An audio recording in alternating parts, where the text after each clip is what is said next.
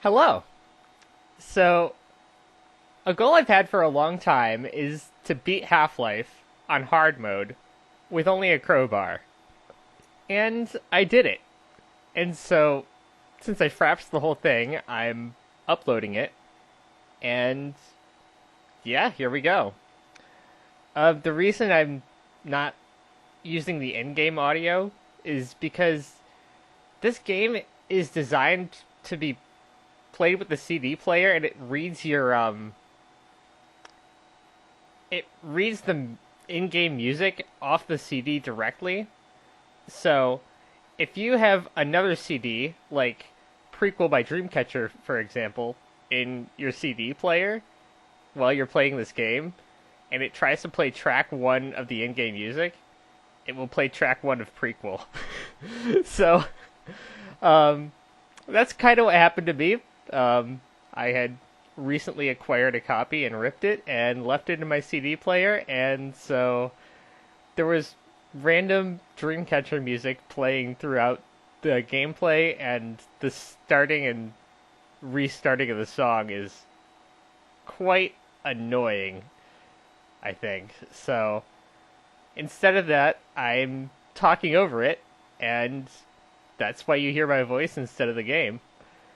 And I guess it just gives me an opportunity to talk about everything that happened, because this took a lot of time, and there's some cool stuff in here that I want to talk through. So here I'm just looking for my locker, because I can never remember where it is. Found it. Grabbed the 10 points of power. And then we'll hop past all these scientists that I tend to chill with, and get to the security guard who will let me through. And it looks like I'm in the barrel today, which we're about to find out what that means.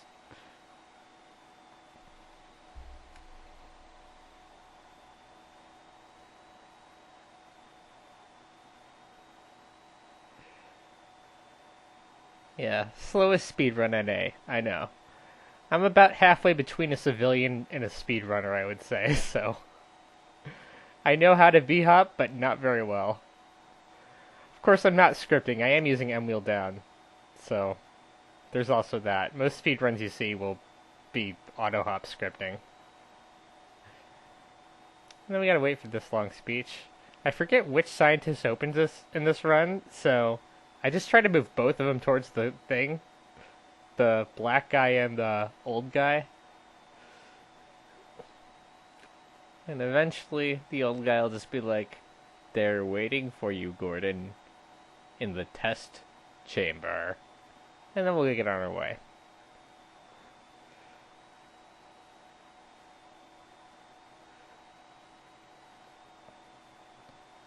Careful. It's about to go critical.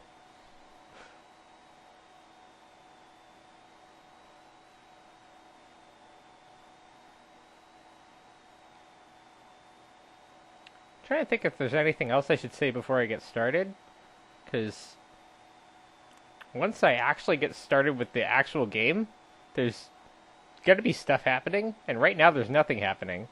So I have nothing really to talk about, and I feel like I should be talking about something about this run in general, but I can't really think of anything to say. So here I'm just gonna do the thing where I move them to get them towards the eye scanners. I don't exactly know the line, but I got him close-ish.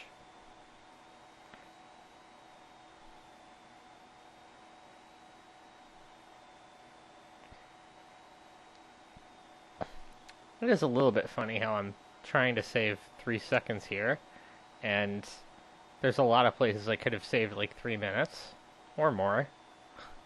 But it happens. If there's time. You gotta try to get it right. Got nothing better to do while I wait for him to talk. Okay. I imagine a lot of people are going to be just skipping through to the parts that they like. So, if you're actually watching this part, hello. I don't know. I feel like I should think of some secret thing to say that only we can know happened at this part.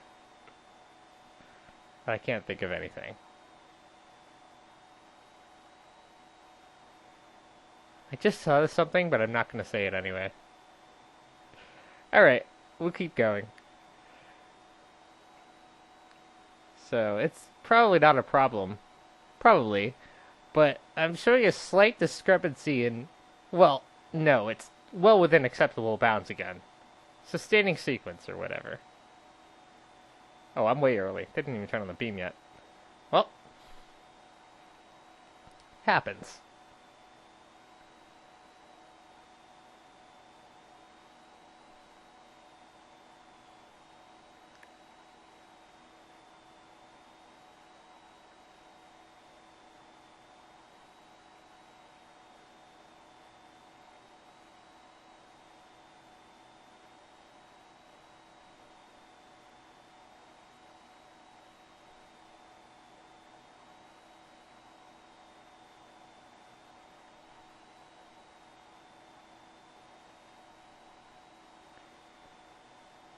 I guess one thing to note is this is heavily segmented. Like, I save and load a lot, because, I don't know. that's the way to do this the most time effectively. So, I'm not nearly good enough to do this whole thing without dying.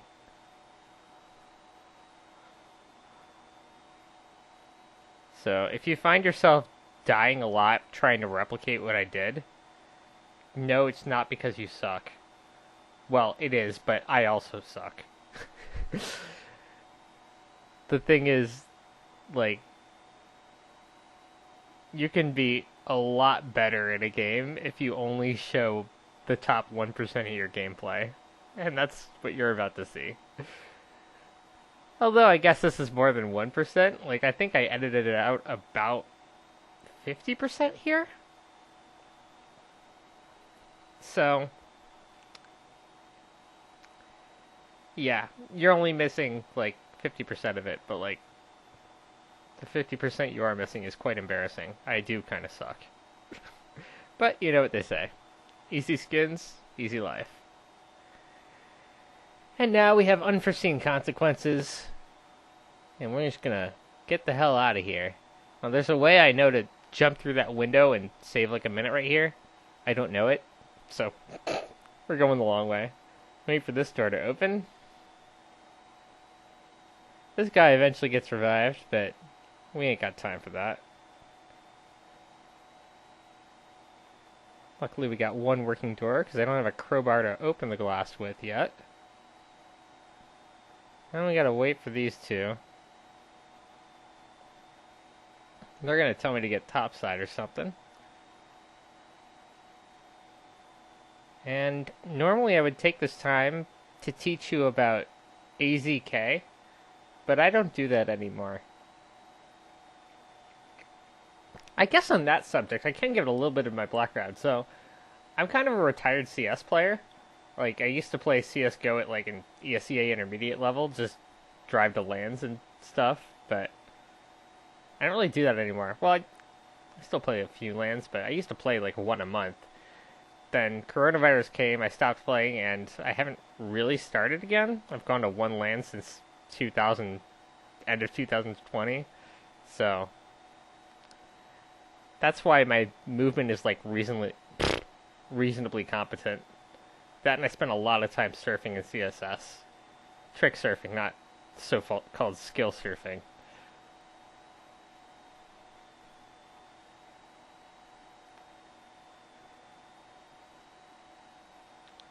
Far from great at it, but I've picked up the basics at least. So, there's that security guard. I would kind of like to wait for him and have a little friend to walk through this with me, but can't do that. It's a speed run. A very slow speed run, but a speed run nonetheless. Here, the part where it blows up, depending on, like, the timing you get here, sometimes this can be really difficult to not die. But in this run, it was very easy. Like, the thing just fell over on the first try, and I walked away without taking any damage. Another note on the damage, there's some places in this run where I was way too strict about trying not to lose any HP, and there's some others where I was way too forgiving with myself, where I just threw away HP for no reason. So, I'll probably talk about the few that I most regret when I get to them, but just something to note. This HP versus time budgeting is very much a real thing in here. You can get through pretty much every sector without losing a single point of HP, but it will take a lot longer to get it perfect than to get it good.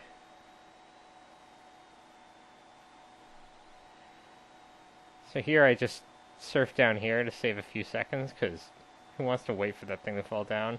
Also, I think a bunch of head crabs fall down on you if you wait, and that's no good. There, I find a trick where if, like, you can get one hop on the right side, it helps a lot, because trying to jump the whole L is never going to happen, and then the second part falls before the first part, so you can jump on the first part, but not the second part. And you have a very short time you can jump on the first part, so I made use of that. And that's how I got past that part easily. Alright, get over the box. Up through the doors. And obviously if you've got mad hops, you can clear that without taking any of this. Or if you know the trick where you use the box to just launch yourself up. I, one, only have slightly disappointing hops, not mad hops. And two, don't know the trick to move the box like that. So, we out here going the long way. And I forgot to stand on that little thing. I like to go stand up there when I can, and forgotten this run. Happens though. Okay, we are on the other side now. I can just wave to my past self. And I try to do the trick where you get on the elevator from the outside. I think you have to like stay closer to the elevator when you close it, but whatever the case, I clearly can't do it. So, in trying to gain about 1 second, I lost about 5. But, as I said earlier, that happens. So we're gonna ride in, and is this still unforeseen consequences? Can't remember. I think it is. These crabs are getting zapped for free, which is nice. Here I forget which way to go. So I just kind of look up and I'm like, oh, that's the fan. Let's go somewhere else. Of course, actually, that wasn't enough of a look. I had to actually break the vent and truly decide for myself that I didn't want to go in there. And now we continue.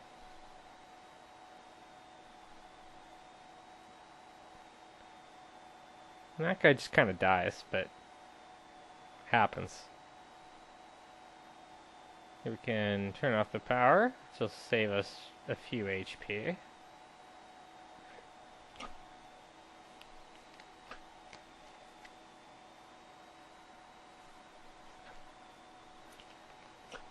And here I forget I can't open that door from either direction. Say hello to my friend the head crab zombie.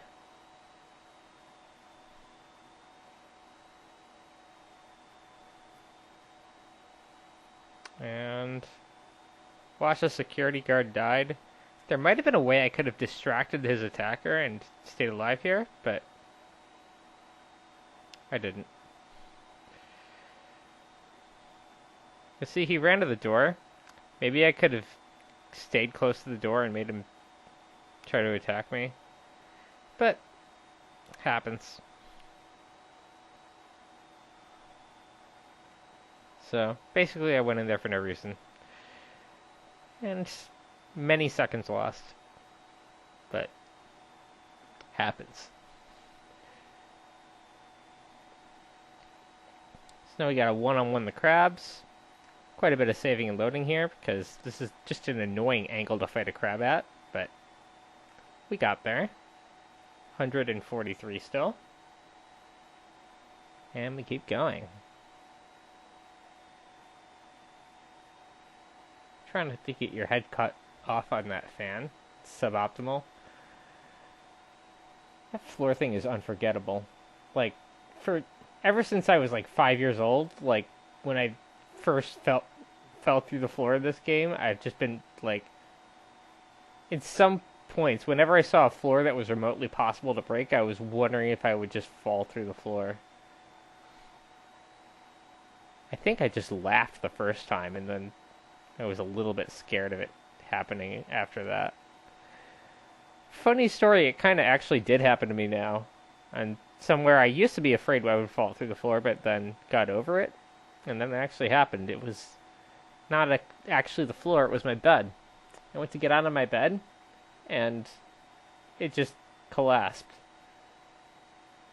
It was a little bit painful, but I didn't die, so there's that.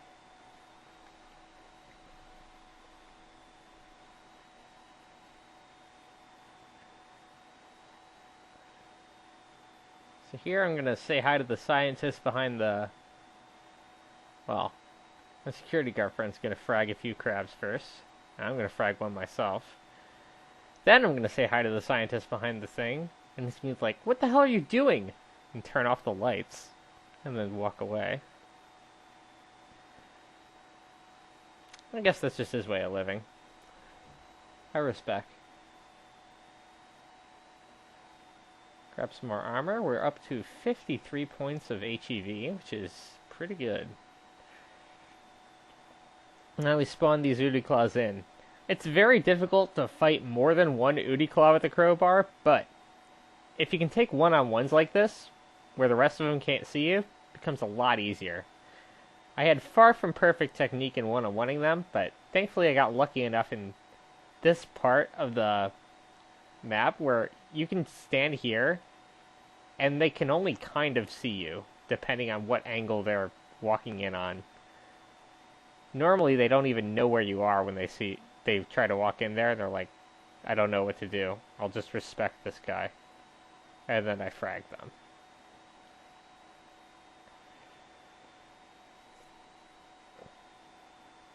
There's a few you can get away with leaving alive, but these two are not part of that few. We'll get to them. For now, we gotta get rid of these so we can move forward without taking damage.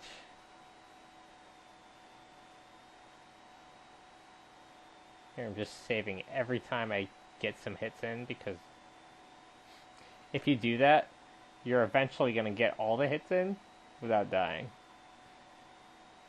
Or without losing HP, I mean.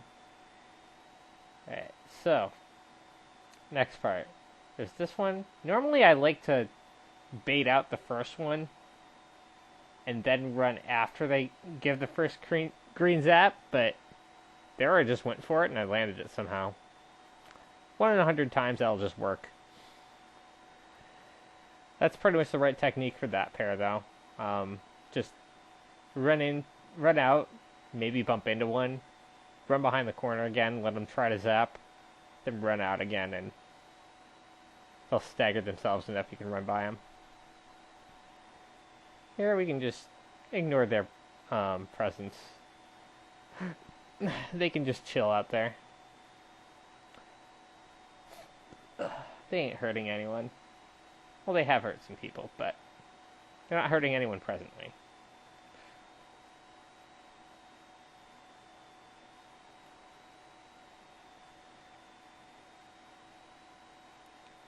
Hit the switch. Try to remember how to get up again. Eventually I'll find the box that gets me up to the vent.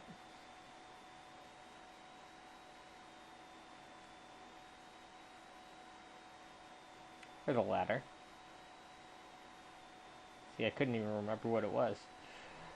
Anyway, walk up here, and ideally you want to get onto this moving, hanging thing on its, like, short return, and not the long run.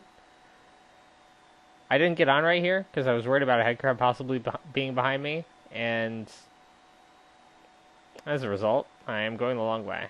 But thankfully also, just based on the direction I took, that annoying thing has moved so it's not spitting at me while I'm crossing, which makes this a lot easier. If it is spitting at you, usually the way to survive without taking damage is just to crouch behind a box. But couldn't demonstrate that, so you'll just have to take my word for it, or try to replicate what I did, which is, yeah, get it, like, somewhere else.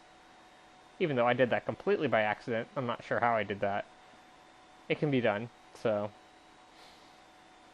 I'm sure you'll figure it out if that's what you're trying to do. And here we go. I'm going to mute myself for a second so you can hear how great this sounds. Power level is 100%. Such a great message. I love hearing that. I don't think I even heard it at all before I attempted this run, because I used to drain myself super low because I didn't care. If you got 1 HP in a dream, you're good. But here I tried to budget a little bit better, and yeah, it sounds great. Okay, so now this head crab just decided to turn around. That makes life kind of easy. A lot of them won't do that, but that one decided to. And here we go. Everyone's freaking out. We're just gonna run up here. Say hi to the man with the tie. This guy's gonna dive bomb through the window. We're gonna jump to the ladder, go the wrong direction because we forgot where the other one is. Get to the other one. Get to the top. This guy doesn't do pull-ups, so he just kind of fell.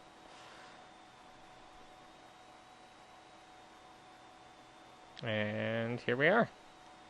We've got hostiles. Now, obviously there's a way to skip this. I don't know if it's patched in the Steam version. If it's not, then I just suck and I couldn't get the guy to do it, but I seriously tried for a solid 20 minutes. I got him many, many times to run to the door, but I never got him to open it. So, maybe I just missed part of the trick. Maybe I also have to be near the door, and I was never near the door. I don't remember. But regardless, we're going to play through. We've got hostiles. So, yeah. Enjoy. So, ideally just trip the minimum amount of these red things as possible. I think I get through with pretty much none of them. It's so hard in the water. Just try to go in a straight line. Makes it a lot easier than trying to turn. Trying to dirt track it around. And the man in the suit is right there. And if I had an op, I could just op him. Well, anyway. Here we are. We've technically got hostiles, but well, it's fairly peaceful until right up at this point. Saved at last, or whatever. Anyway, I try to use this box as a shield, because the past few times I just died for seemingly no reason. Box gets stuck, and I'm not sure what it's stuck on, so I just kind of walk down and think about how I'm going to get down, and then I look up, and there's a scientist blocking it.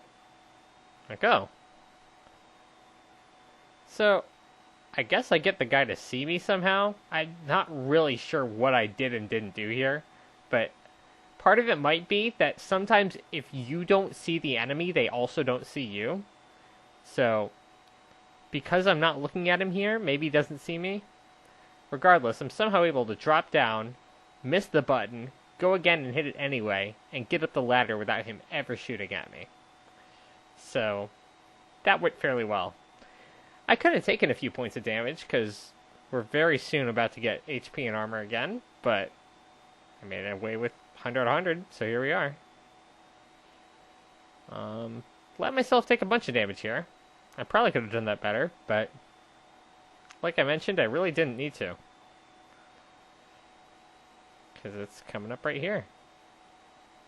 Although I'll still be missing 3 points of power. But, happens. So here they are. And I'm about to get on that conveyor belt again. Oh, wait, no, that gets me all the way to 100. Sick. I get on the conveyor belt again because I don't remember where to go. I was quite out of practice when I did this, and I did end up looking up a few things on the Ro-Fi run, just because I didn't want to take the time to figure out some parts. Some I did just work through it myself, and it was fun, but didn't want to do that everywhere. Anyway, here we are running up the down escalator.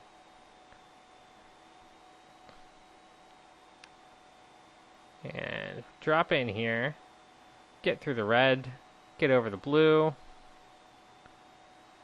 We're going to let a soldier walk into this because our scientist friend gets fragged on the floor.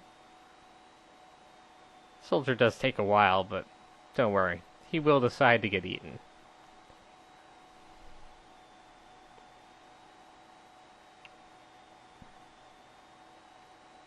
There we go.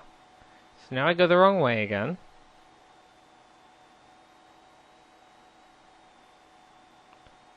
But we get there. Getting a tiny bit of damage, but for the most part, this has gone fairly smoothly. I do think you can get through there without taking any damage, but it would take a really long time. I think taking 6 points HP, 12 points HEV is pretty good. And then there, just taking like 3 bullets. Perfect. It's, again, incredibly difficult to get with 0, but it's fairly okay to get through with just that little bit. So, take that line, you should be good. And again, we are going to get 25 points of HEV here and 25 points of HP at least. So, oh, even more over here, yeah. So, it's a good place to get hit. In we go. I can never remember how long to wait here. So, if you can't remember either, just try going early. And then if that doesn't work, try going a little later. And a little later. There's some point where if you just hop down, no one's going to do anything. Or you can try to copy my exact timing.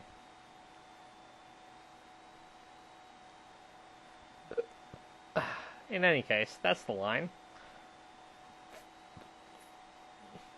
And here the best way through is just to fall through the corner. I think there's a way to turn this fan off, but I don't remember it.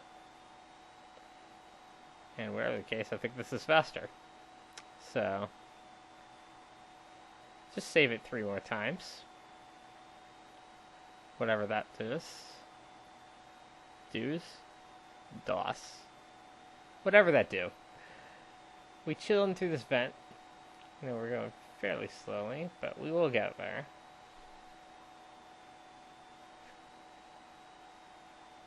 And onward to victory.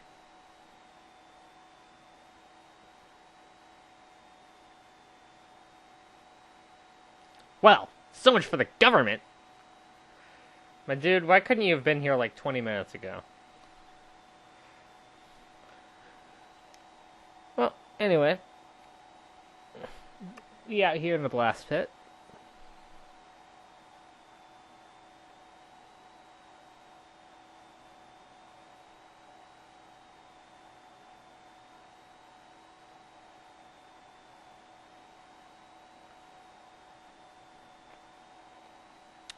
Thing with these bolts is they aim at where you are, not where you're going. So if one of the enemies launches one at you, and you keep moving perpendicular to the enemy, you're not going to get hit by him. So that's the case with many projectiles that get fired at you in this game. So it's just something to remember. Here we're going to take the car. If you're really good, you can hop faster than this. I can if I hit perfect hops, but I usually don't, so I'm going to take it with me. Plus, it makes this next jump where you go off into the pipes a lot easier.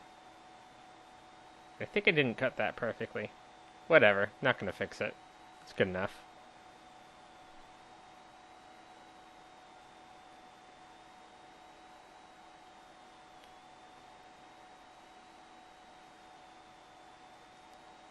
So, some more HP and power. So if you wanted to take a little bit of damage earlier so you could hear that power level is 100%, you can do that. But we about to get up on the elevator and face the green blind monster thing. This is a long ride up. Builds a little suspense, I guess. And here we are.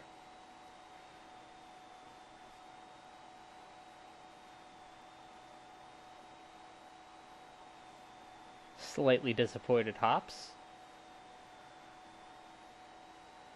Can leave this guy here. Won't be needing him anymore. Looks like that guy had to fight with him.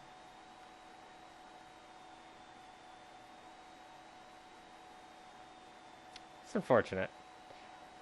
But it happens, I guess. This guy, I don't understand people like him. Like, if you work anywhere in a reasonable, like, proximity to this area, you should know how to use that thing.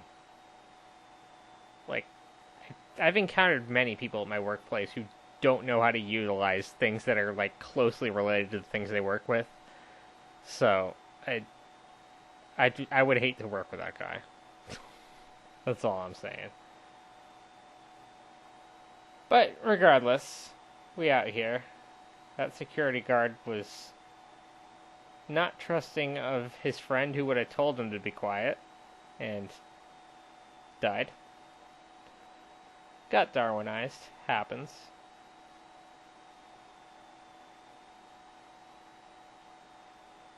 And we're just gonna walk in silently. And it's lights out and away we go. Yeah, the whole snipping process of cutting down the 15 hours or whatever into however long this is of the gameplay that I keep is really long. It's gonna take me, like, I think I go at about a real-time pace, so I have 15 hours of Fraps data, so I think it's gonna take me about 15 hours to go through it all. I think I've spent like 2 hours so far, so there's a long way to go, but I think it'll be worth it. I mean, I am so freaking proud of this accomplishment. Like, it's hard to explain in words. It felt like graduating college, which was probably a little easier, to be honest. But yeah, I'm proud of this. So anyway, we turn the fan on. It's on immediately. I know 10-year-old me and everything before about, I guess when I was 20 years old and I watched someone else speedrun it, was super scared to try to jump up before the fan had, like, sped up to a lot of RPM. And I would just wait for, like, 20 seconds every time before I tried to jump into the Airstream. And then I watched someone else and they jumped immediately, and I'm like, oh, it just blows you up even when it's not really spinning. Questionable game development work, but I don't know. I probably shouldn't attack the people who made, like, the greatest game of all time in 1998. Like, this is a work of art.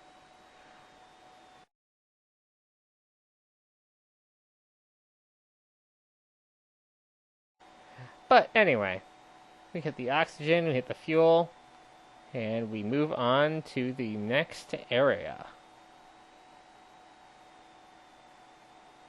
With my slightly disappointed hops.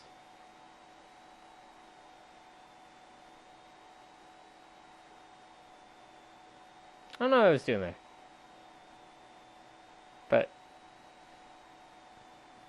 happens.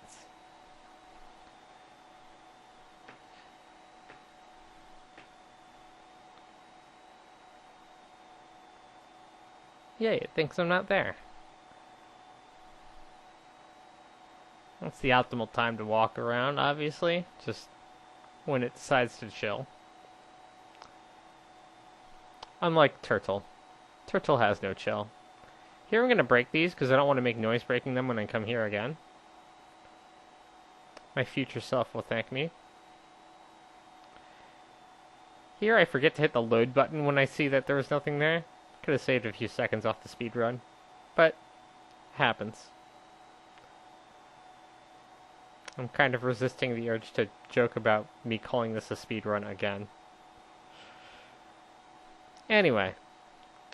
Remember, we can jump through this water. It is not electrified yet. We still gotta go turn the power on. Just leave that thing alone. Let him eat his victim. Fall a little bit down the ladder. Save a little bit of time. And ladder the rest.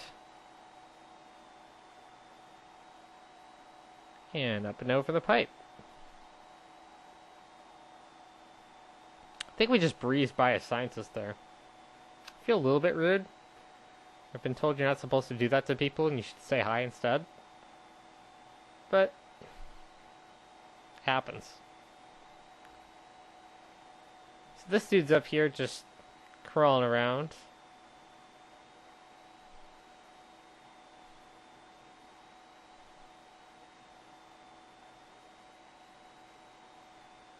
Actually seems to be one of the more intelligent people, but he's quite scared of the universe. But I guess my presence comforts him, because he just kind of stands up after a while. Here I forget which one I have and haven't turned on. And then I remember. Thanks to Dr. Moon.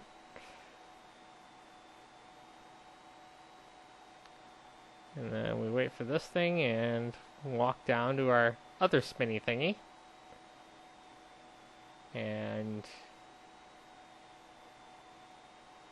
take out the thing.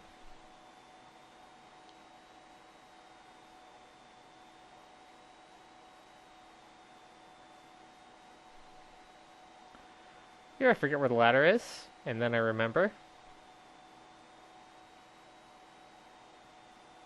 And here I cut the save slightly wrong, so I load from a slightly different platform. Sorry about that, you missed a few seconds of gameplay. There's somewhere later you miss a lot more, but we'll get there. I'll apologize way in advance for that part. See here, I can launch the box forward as long as I'm not with it. I can't make myself go with it. Otherwise this part would be a little bit easier. But just tap E, launch it into the water. Try to block yourself from those moving balls. And away we go.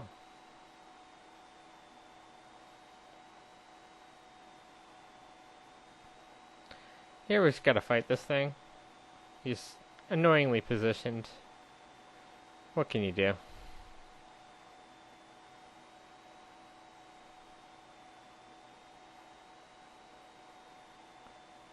At least he has bad aim, so there's that.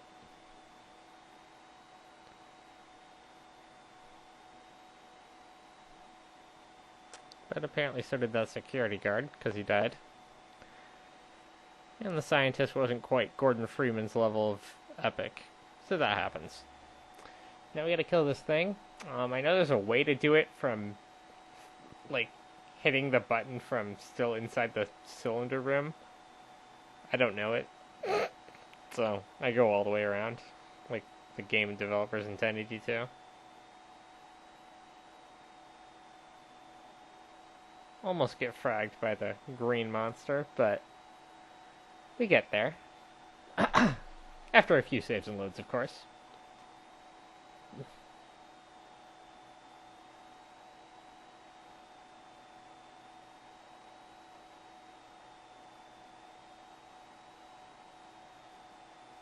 And here we are. Now I want to save this guy, just to be polite, but he doesn't know how to use a ladder, so we're just gonna have to let him die. Some of you may die, but that is a sacrifice I'm willing to make. Alright, So now we're gonna test, which I love doing. Testing, I do for a career. It's kind of fun. Work is good, and then you go home.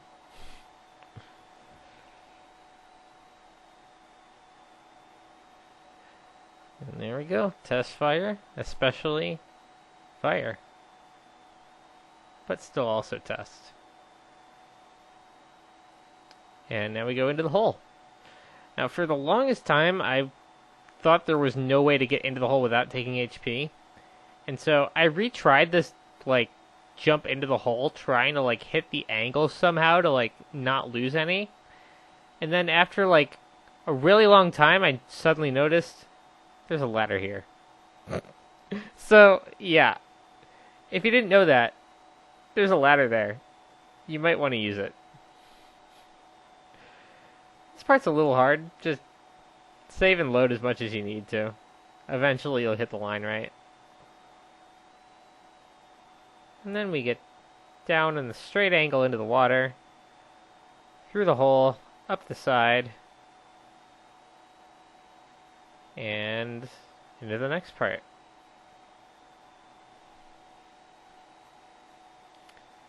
Here I take a really funny death, and then I don't cut it out because I forget. But I'm going to leave it in now because it's kind of funny. Here I go up the wrong ladder, which is equally funny. And eventually we get on our way. I didn't need to go down there. I have full HP and full power, but that was more fun. At least I think it was. And here, you can obviously just jump that. There's a way to do it without losing HP, but I didn't feel like it. So I opened the pipe. And then I forgot that because the pipe was open, I couldn't go that way. But now we're here. And here, if you want to not take damage, the trick is to, get it to fall first, and then just try to surf down it. See, the dark part's the one that falls. And then just, stay as high as you can, just like that. Might take you a couple of tries, but you should get it eventually. Just make sure you're, surfing the absolute end there. And then we get to power up. So, this is another place you can skip, but I wanted the cart above all else. Also, the skip without using the trip mines is a lot harder, and might even be patched in this version. Again, I don't know what is and isn't patched in the Steam version of this. This isn't Half-Life Source, but it's the Steam version of Half-Life, so I think there's some stuff that was changed from the CD version, which I do have, but it doesn't run on Windows 10. So, or at least I couldn't make it run on Windows 10. There's probably a way to do it, but I don't know it. So here we are with these crabs. Just do your best to make one jump at you and then one-on-one it. It's the way to get through it. And lots of save and loads. What's nice about these, unlike those tiny spiders that you get to at the chapter after the one called XEN, is these take a long time to turn around. So, if they whiff, you just get the W. And here's where it's crucial to know how to actually fight these dudes. I really didn't when I was at this point in. I kind of learned how again later in the run. I think I figured it out before and then forgot and then relearned it here. But yeah, it's a hard time if you don't know how to one-on-one those Udi claws.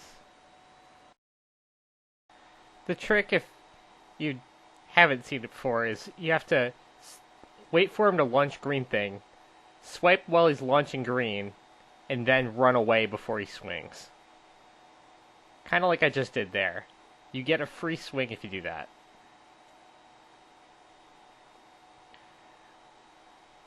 I hadn't quite realized that rhythm, and here there is this head crab, which is kind of distracting me.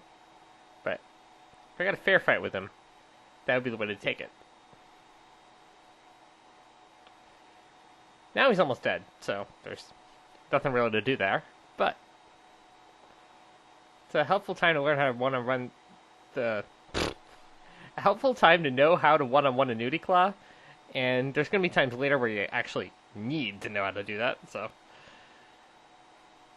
Kind of get away with it not knowing here, but not everywhere.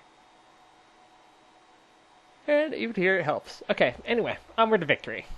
So, that soldier just died, and then this part. This part's hard. Really just gotta get mildly disappointed hops like that and run past the dudes. There's nothing better. There is one trick when you go up the elevator that I can talk about later, where you can kind of make them not notice you as fast because you're not looking at them. If I can't see them, they can't see me. Kind of works in this game to some extent. But not perfectly. You can't just look at the floor and get a free win. Which is nice. I don't know why I didn't take the 6 points of HP there. It's the free 6 points. I could have just taken it. I didn't. Don't think it affected anything. I think I get to 100 HP points fairly soon here anyway. But there was also no reason not to. So, yeah. I should have. Big explosion, big success.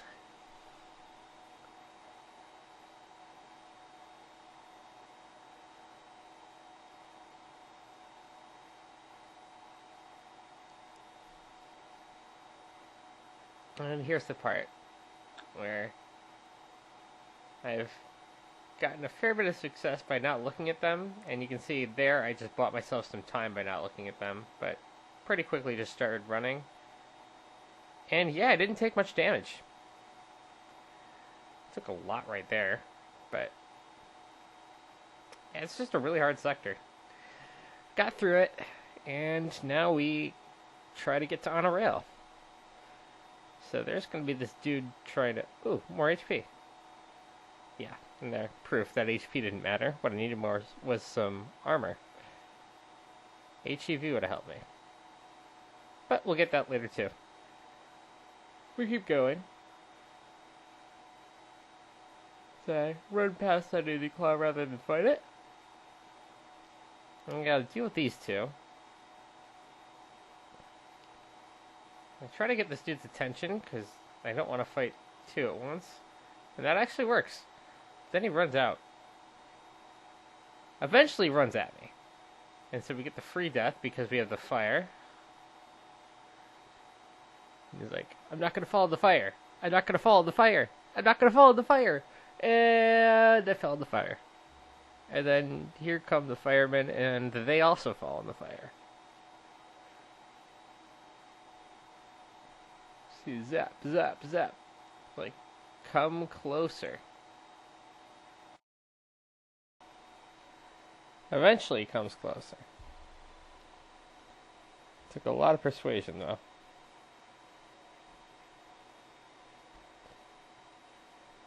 Finally fell in the fire. And then we keep going. Big fat F6. And then this dude's just gonna suicide himself. Or herself. And now we have to worry about this giant thing that's out there stepping on stuff.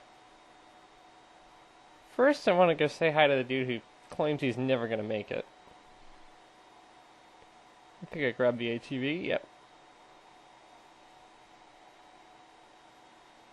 Up to 100/85. Jump out the window like a boss.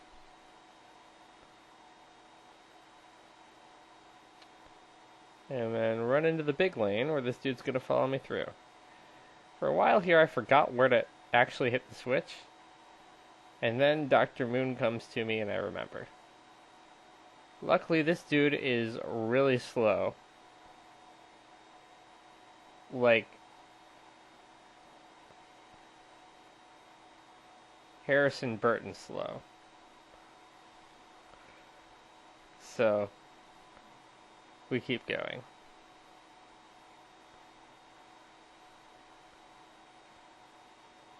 I wonder why Riley Herbst still drives his Xfinity car. He's so slow too.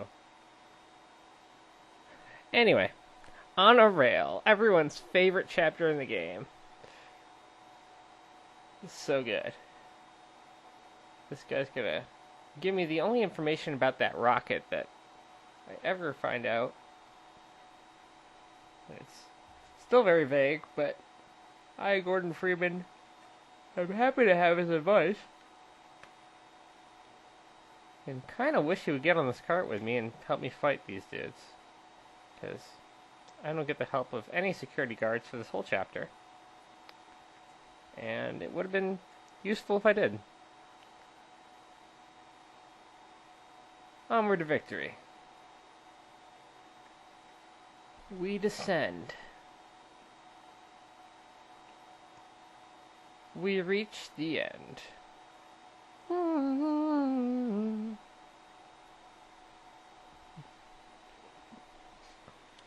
So we out here riding on a cart, enjoying our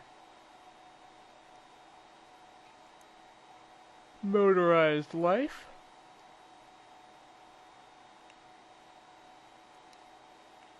I see. Wait, there was power. Go get that.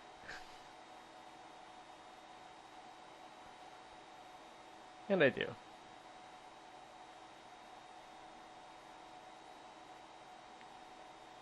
Speed 3, because we have no speed 4.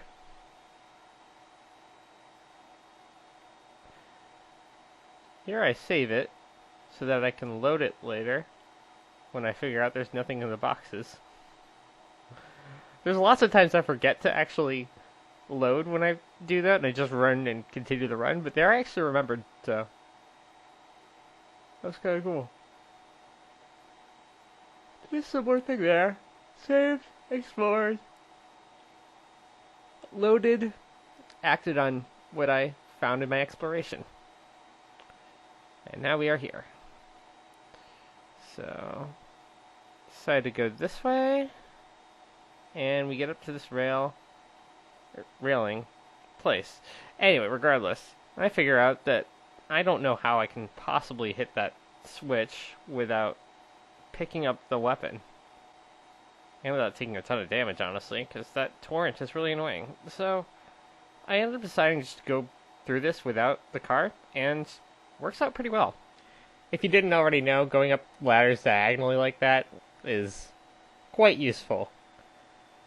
Wow, that looked bad the way I got through that soldier. I can't believe this is the take I kept.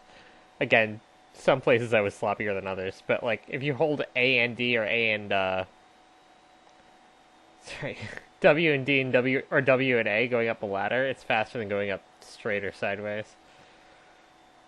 So yeah, it's one of the many places I could have probably spent my health better than just dumping it on that soldier.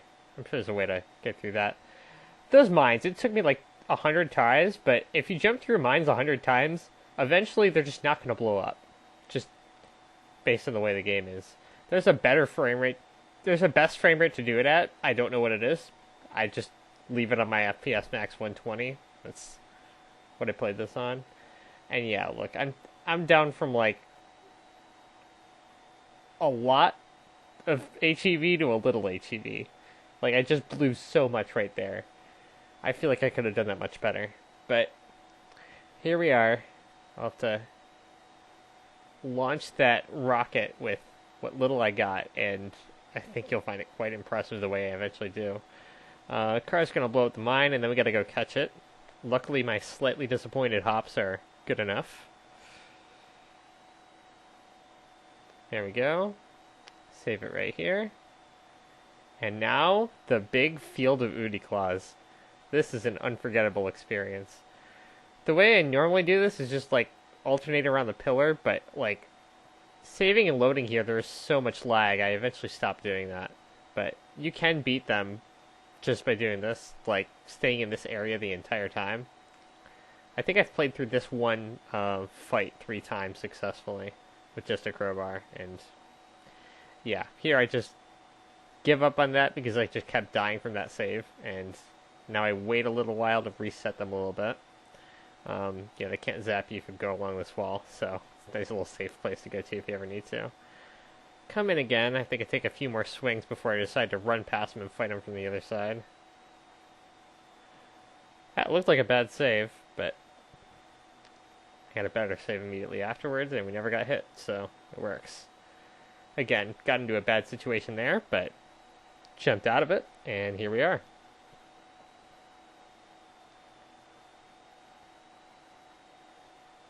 So I guess I'm just waiting for them to move to a slightly more favorable place.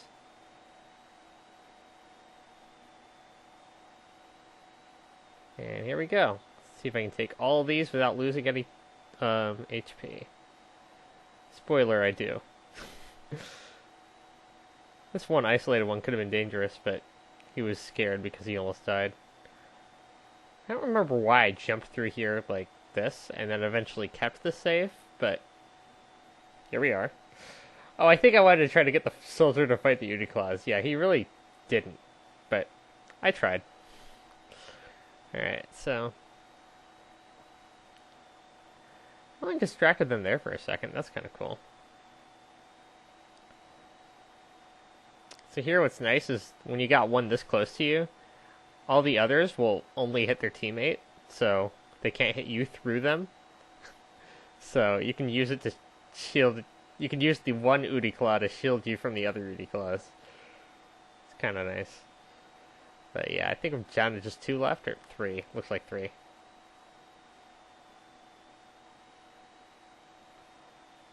Get pretty much a one-on-one here, which is what you want, is to try to get them as similar to a one-on-one as possible, because it is super easy to one-on-one an Uniclaw if you know what you're doing, but taking on a field is a lot harder.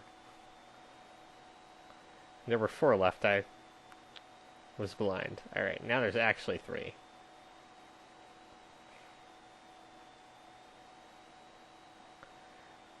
And sometimes if you feel like it, you can just save after every hit. Just run in, hit him once, run away, save.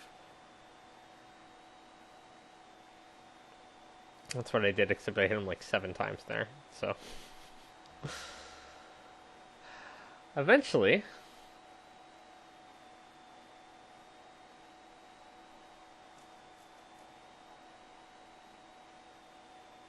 we get all of them. Now it's just the soldier to deal with. I think no matter how I do this, I'm going to take some amount of damage.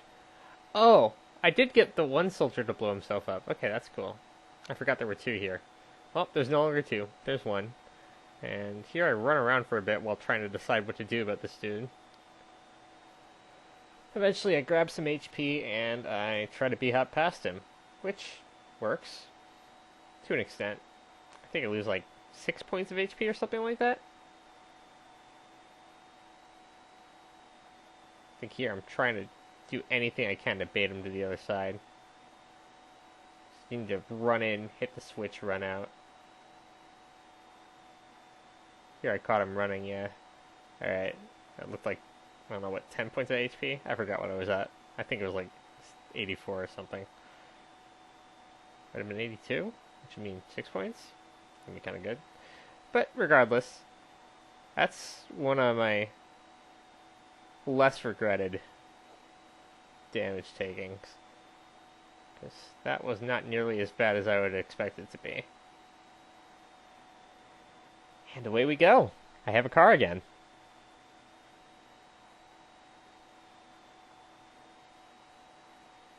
Here I stopped it in order to save, which is odd, but we roll with it.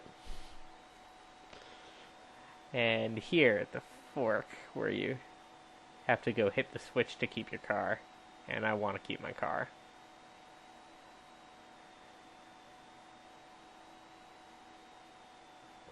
There's lots of different lines you can take.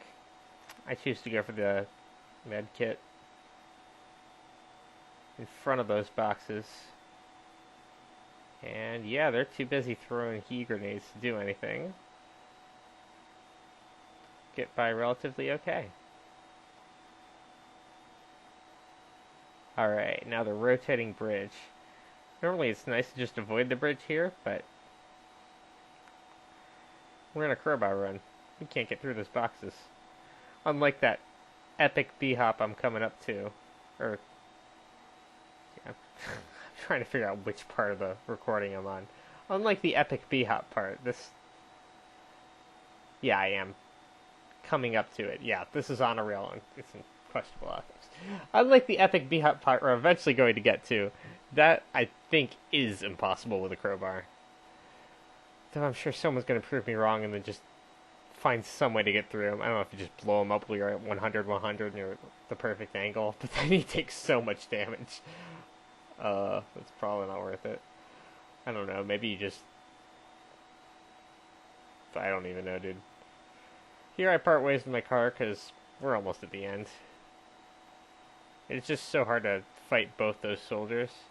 Or to hit the switch with them both there. Like, they're right there. You'd have to get them to throw a grenade, which I guess you could do. But, I mean, we were almost at the end. I have no regrets of dumping it there.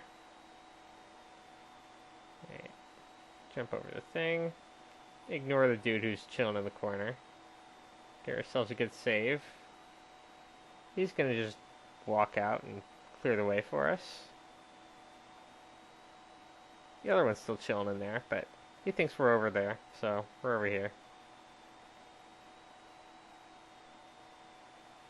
It's like, oh, you're in there. Unfortunate, my dude. Now I'm over here. Alright, so now we gotta get past these soldiers in their wicked good CT side setup. Fortunately, I'm on a speed run. Or something like that.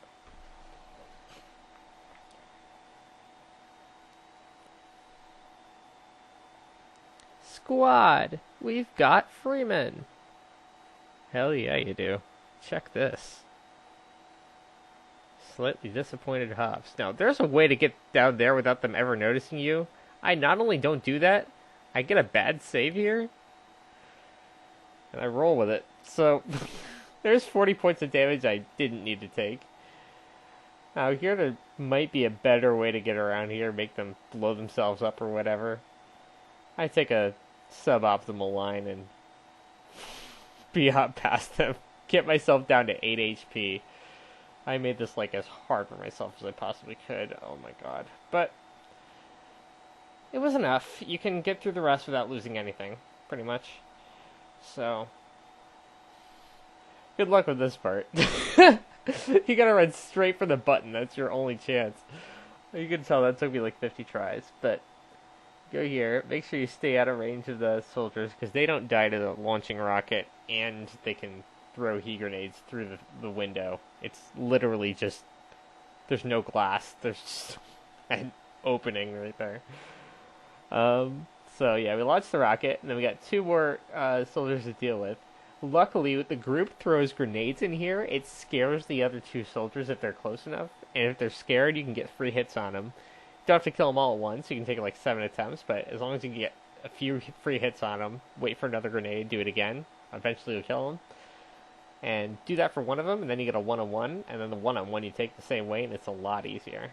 So, that dude was scared. Hit him twice. And we'll wait for it to happen again. Yep. Both got scared. Free hits. Got scared again. Well, in the room with me, and then ran away. After getting absolutely slaughtered. Did I kill him right there? No. Almost. Yeah. Alright, now we're down to a one-on-one. He runs away like that, making this kind of difficult for me. You'd normally want to go for HP there, but, I mean, you never have enough time. I think I cut that wrong. Well, sorry you guys missed out on 3 seconds of the same stuff. But, there he is. He's dead. Took on both of them, lost no HP, and now we're up to 33-0, and we gotta fight 3 dudes who are in a perfect place where they're out in the open. I have to run out in the open for a long time to get past them. Luckily, I can do it. 33 is enough for that, and for the other pair after them. Don't quite remember how I did this, so this will be interesting. Wait for a grenade. Yeah. That's about as good as it gets. These guys are just running around. My slightly disappointed hops will take care of that part. And down we go to get to the other car. The car that we end up crashing. Which will be saddening, but it will have served us well by then. Hop in, give it a go. For some reason on 120 FPS here, you'll get that happen to you. Just load it when it does, and it should be okay. I should have saved it right there. But regardless, followed it through, and then here ideally I would drop down into a better place than I do, but I don't. Such is life, I guess. So we'll just have to navigate our way through this maze that is the beginning of the water part.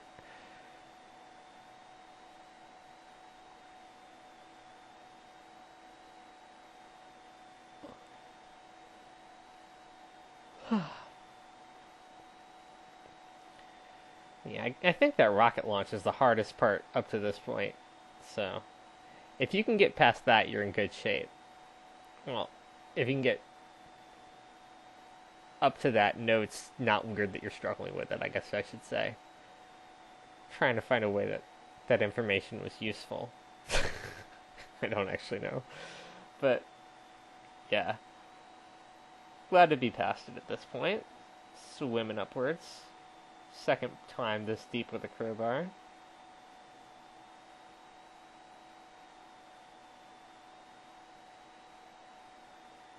Yeah. Happens to everyone pretty much. Just it's unless you speedrun this and you memorize exactly where to go, it's kind of hard to figure it out.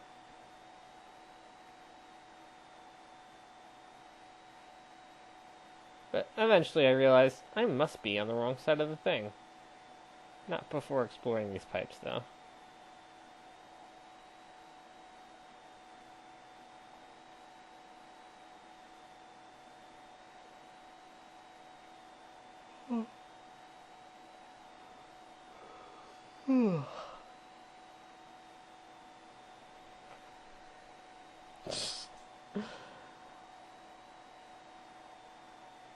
Yeah, I quite enjoy watching myself struggle through this.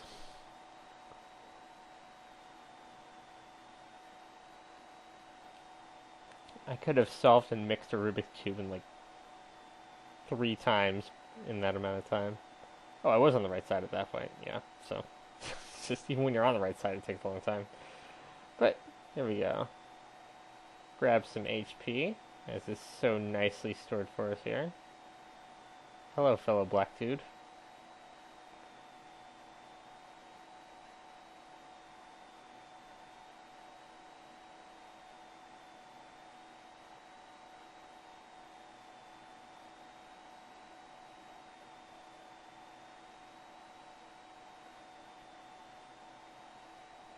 Like, yeah, I'm too scared to go diving, bro.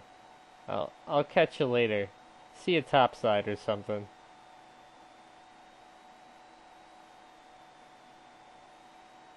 Did I make this jump? I don't remember. Not in one try, I don't. Ooh, we can get up from this thing. Forgot about that. Yeah, that thing makes it a lot easier. Use that, get up here, and away you go.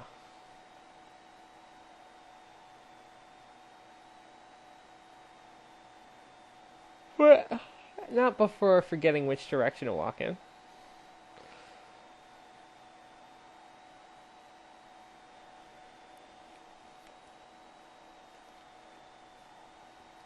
Crowbar is so nice against those ceiling things.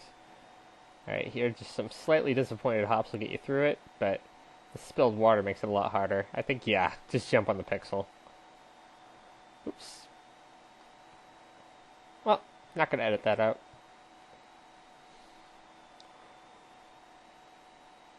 Just shows I'm not perfect. Humanize myself a little bit. Honestly, I'm just too lazy. I would have to cut out part of the commentary. Yeah, it's good enough. It's 3 seconds of watching me die.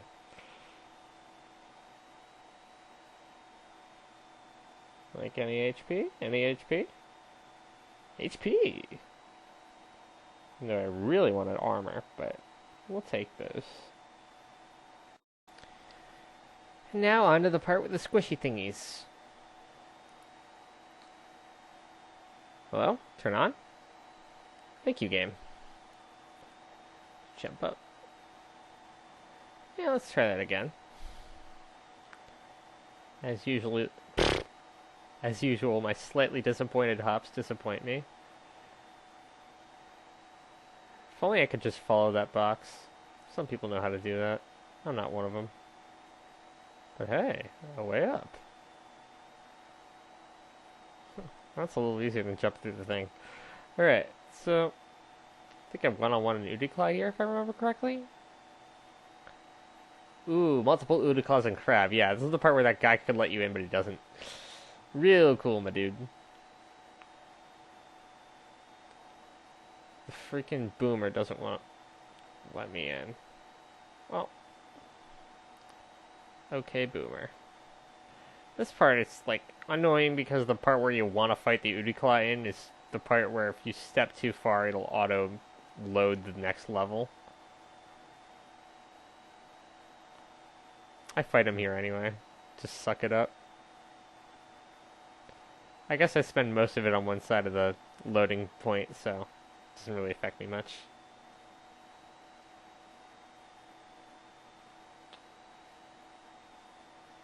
And here there's two at once. I try to take him down the stairs to one-on-one them. And there you can see one of my mistakes. I'm leaving a bunch of those in here. Whatever. Game's too hard. Nah, game is perfect.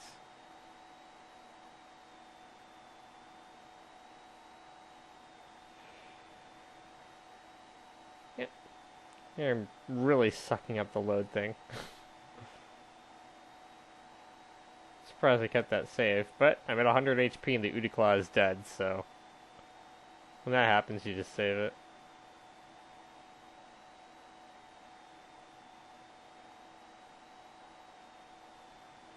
There we go. Now I'm properly one-on-oneing the student. It'll be real short experience. Alright, he's dead. Oh, I took a damage. I didn't even notice. Well, let's try that again. I guess just at this point I got really lazy with my editing.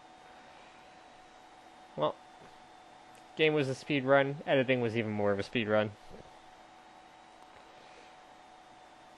Alright, get some HP. Up to 100,76. This freaking boomer won't let me in again. Alright, you get a big swipe at the crowbar, my dude. This game of tag is boring. I'm out of here. It's so saddening we're losing HEV. I'd rather lose HP any day. Love my HEV suit. But we only lose like 10 points running through there. That happens. Alright, fight some more Udiclaws here.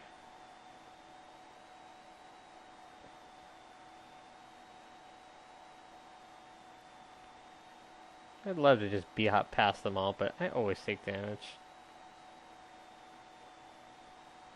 It's so hard to get them to notice you. I maybe should just ran at him one-on-one him down there. Does one spawn here? I don't remember. We'll find out. Yeah, he just takes a really long run down. And then forgets where I am immediately. So I have to keep peeking him. Or her. I don't actually know the gender of these Udiclaws.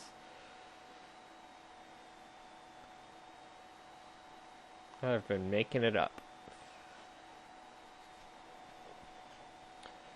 Get a nice one-on-one here.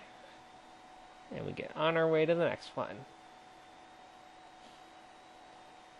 This would be a fun time to, like, talk about something unrelated to the speedrun, and as usual, I have nothing else to talk about.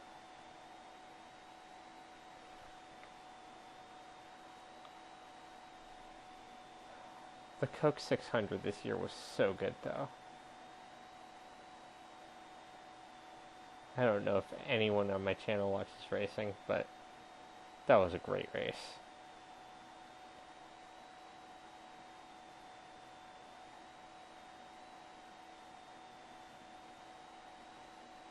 Alright, here we go. One more. Just gotta get close to it. There we go.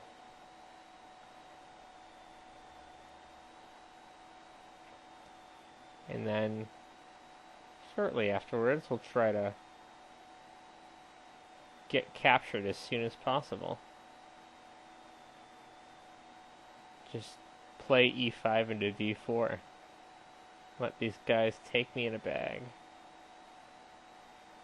before I wake up and grab my crowbar.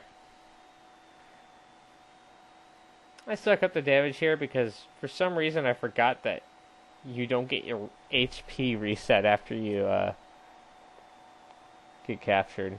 I thought you reset at like 100-0 or something. But, yeah. If I were to redo this, I'd totally fight them there. Here, there's probably a slightly better line, but I think the one I took is okay. Definitely hide on the opposite side of the pole, like open it from the direction you're not supposed to be able to. But, yeah. Other than that, there's probably some other improvements I can make, but it's good enough. Thought I was getting 100 HP, or getting my HP reset to something like static. Didn't, but here we are, grabbing a crowbar, and we're loving life.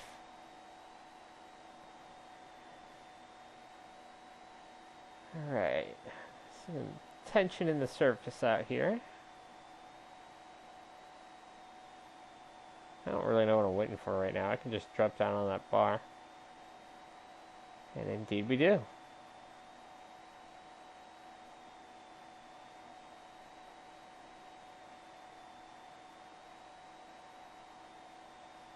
Alright, so we out here is a Rafflecopter trying to frag us. Save my home in the desert. Or whatever the hell this is. Here's that part everyone always takes damage from. No damage. Let's get move out.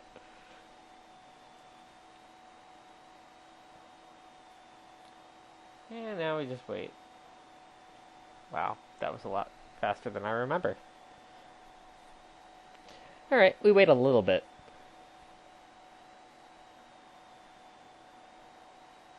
And it's lights out and away we go. Hell yeah, my dude. Get him. Oh, he wanted to die. I forgot.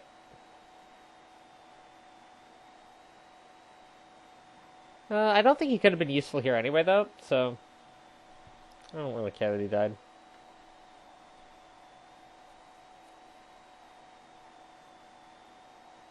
Dumb people gonna dumb. Of course, he doesn't have an F7 button. Gordon Freeman has an F7 button, so it's not really fair. Kind of funny that I found him right before he died. Gordon does that a lot. People decide to die right when they see him.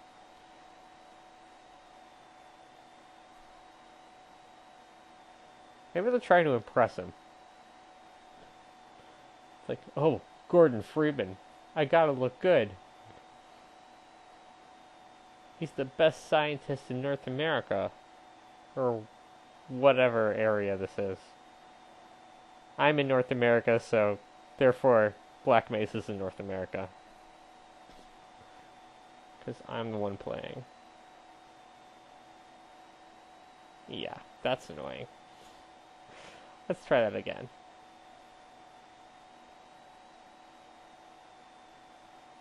There we go. It can be done. Alright.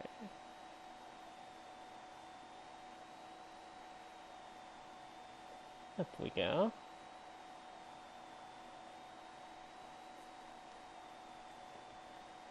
The floor is lava.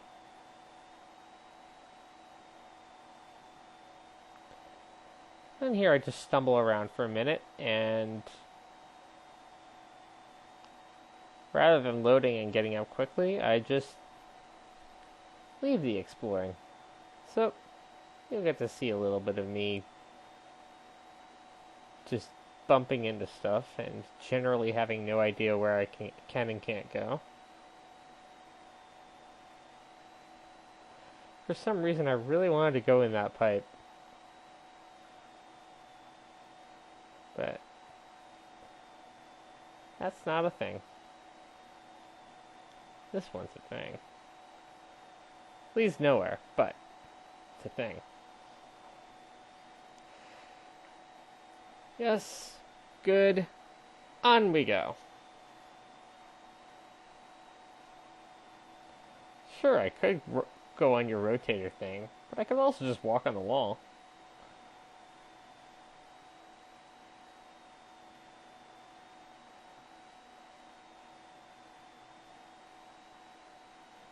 And bunch of dead stuff. I'm like, yeah, you get it, dead stuff. Any power, any power, any power, any power, any power, any power, any power. Nope. But maybe this one? Nope. Up we go.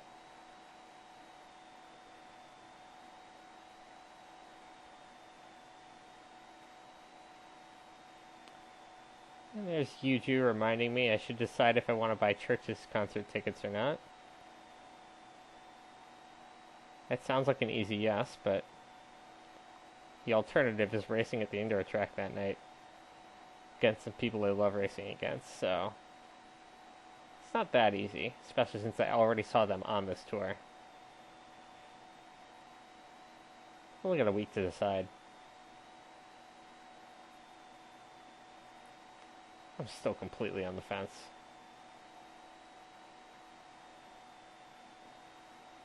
Should try flipping a coin.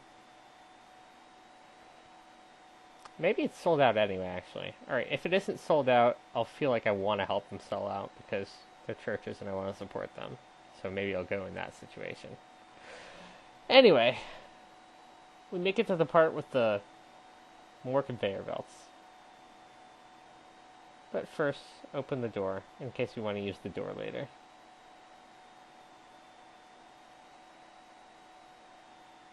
This game does it a lot. It gives you a door to where you came from after you worked really hard to get there because you couldn't use that door. Alright, now the part with the other conveyor belts. Alright, so first I gotta get across. Done. Next, gotta flip the center one. I mean, I don't have to, but easier life if I do. Don't get stuck on those switches. It's very easy to do that. Ooh, power. Somehow didn't get hit through there. And we'll take it. Away we go. Alright, now the fun part. A lot of conveyor belts.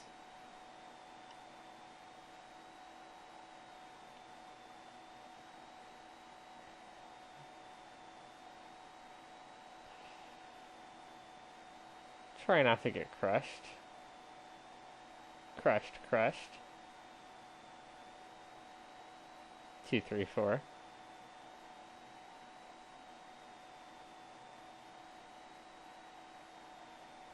And we run down the drain. Alright, now these mines are going to be here shortly. I thought we were already there. Here, maybe there's a timing where you don't take damage? I don't know. I just sucked it up and took the damage. Wasn't patient enough to learn this. You see me trying so hard to, like, b-hop through it. I actually kind of do, but not really, as Agad Mater would say. Alright. Where's the part where I jump over a mine? Oh, here it is. Alright, so if you crouch, you can actually get in the air and over this thing without ever putting your feet on it. That one I got on the first try. This one took me like 7. I don't know why. But Now we can just kind of fly by these things. I don't know what I'm doing here.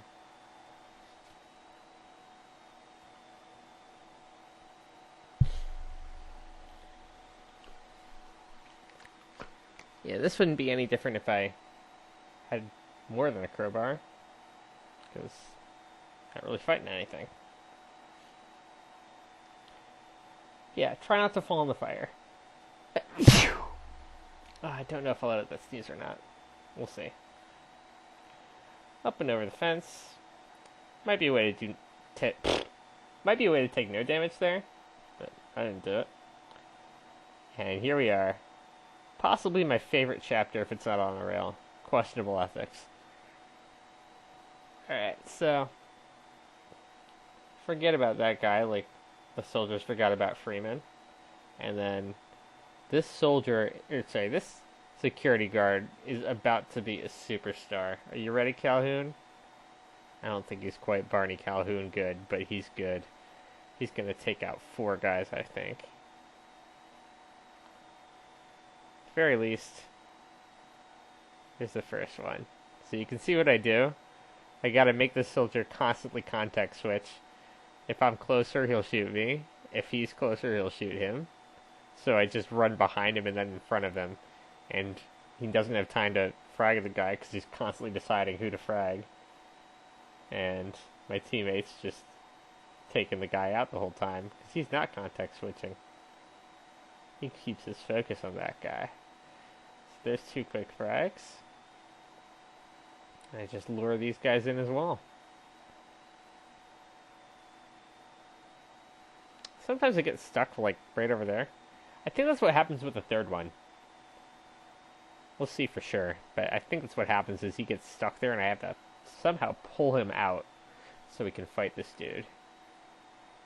There's 2 of them up there.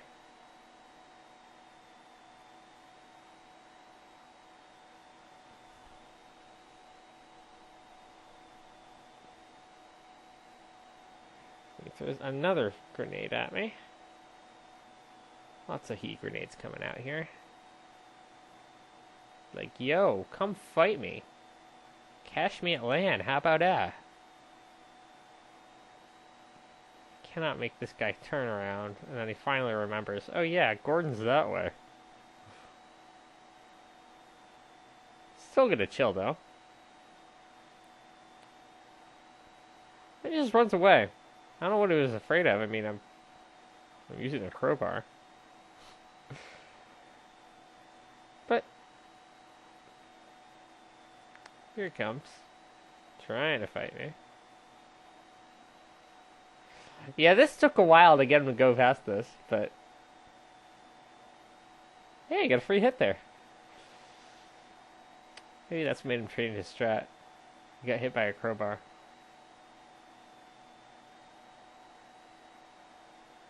There we go. Come at me, bro. Come at me, bro. What are you doing, mate? Throw another grenade. Of course, why wouldn't he? I don't want to peek my opponent. I want to throw a grenade at him. I met a combat arm player like that once. It's kind of a funny experience. Here's my dude. He decides to really run at the guy. Guy poops out a grenade and dies. Alright, so I do my little bit of helping with the fighting. I didn't really have any advice for that part. I guess just try to do what I did, kind of bring the security guard closer if you really can't get him to come to you. And I guess that's probably what's going to happen, because, I mean, it happened to me. Why would it not happen to anyone else? I think only the first 2 will actually run that far. Here I can get this guy up here, which is good enough, because I've got my security guard over there. So I can just peek here, and instead of going in front of him and behind him, I can go visible and then invisible. But, of course, security guard needs to run at this guy. But luckily, the soldier decided to run away or something. So, got some free hits, and we're good. So that's 4 down. I think there's 2 more soldiers here before we go into the other thing. Yep, here they are. And here, I'm going to brutally murder these dudes. I guess I shouldn't really distinguish between how I'm fragging them. I mean, dead is dead. There's no real difference. But, I mean, annihilating this dude with a giant laser just feels a little bit different than swiping him with the crowbar for 12 times. I think that's a sentiment that's even stronger among, like, people who are more normal than me. But I do feel it. I do get it. I find it weird that I even get it, but I do get it. And there's one more here I gotta frag, and I'm like, where are you? Oh, there you are. I think I saved and loaded a few times there, because I didn't know how close he was, but eventually get him in the room, and absolutely destruct him.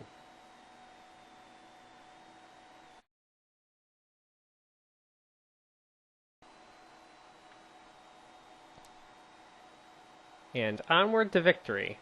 Now, I'm very soon going to find out that killing this dude was a bit of an inaccuracy. I think you could call it a mistake if we're going by inaccuracy mistake blender notation. Because if I didn't, then I could get him to explode the mines for me in the next room, and I wouldn't lose a ton of HP.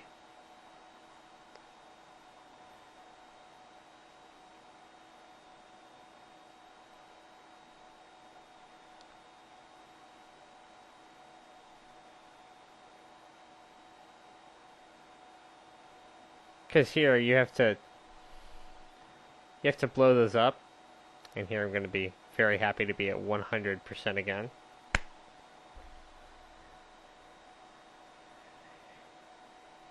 And, like, the only other way to do it is to do what I do here, which costs a lot of HP. And, like, there was no reason to be spending HP here. Just get a soldier to blow this up for you. Yeah, this is not great. So, that was about the best I could do after many tries, was go down to 70 and 37. Just imagine being at 100, 100 instead. Would have been much better. But we keep going. I played it out and still beat the game, so yeah. There will be more hard parts later. I'll talk about them when I get to them, but it would have been easier if I had more HP. Anyway, we gotta deal with this dude. I'm going to make him chase me a long way. And I get so bored waiting for him to frag all these guys that I just decide to go upstairs and let them fight among themselves. Eventually, at least. Wow, I waited a long time before I gave up hope.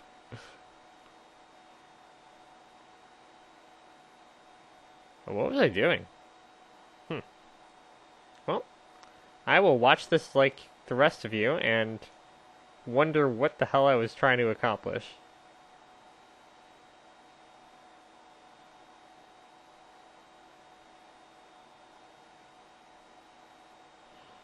Oh, maybe I thought my security guard was still alive and I was trying to get him to him. Or I'm trying to take him all the way up to the laser.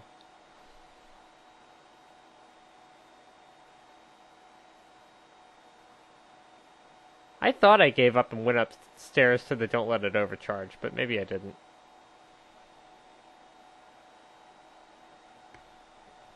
Oops, forgot to cut that. Just gonna roll with it. Where even is the guy at this point?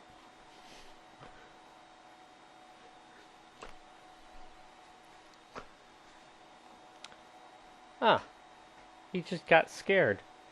Must have dropped a heat grenade at his foot.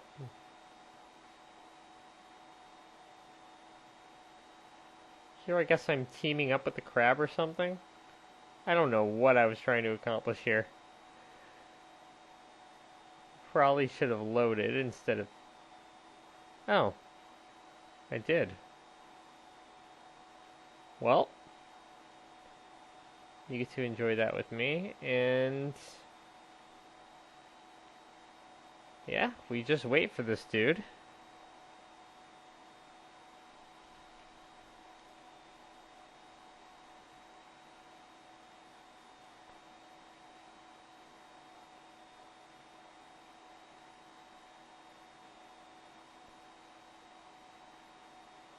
And wait for this dude. There we go.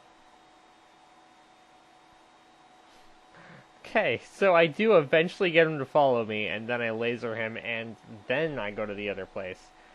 Not the order I remember doing it, but if it works, it works. And yeah, try not to pick up the weapon. But if you are going to pick up the weapon, save 3 seconds before you do. It's a good way to live. And yeah, get him into the giant laser room.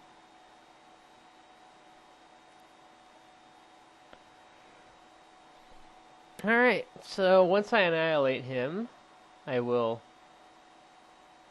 go to my favorite quote in the whole game, which most people don't know the origin of when I say it, and I have no idea what I'm talking about. Even though for some reason everybody recognizes they're waiting for you, Gordon, in the test chamber. I don't know what the difference is. But we keep going.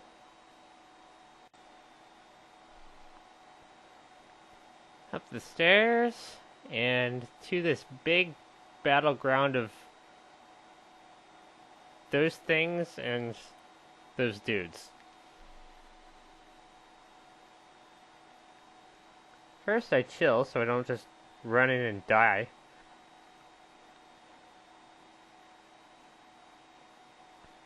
Then I gotta get around this one, so I can turn on that laser.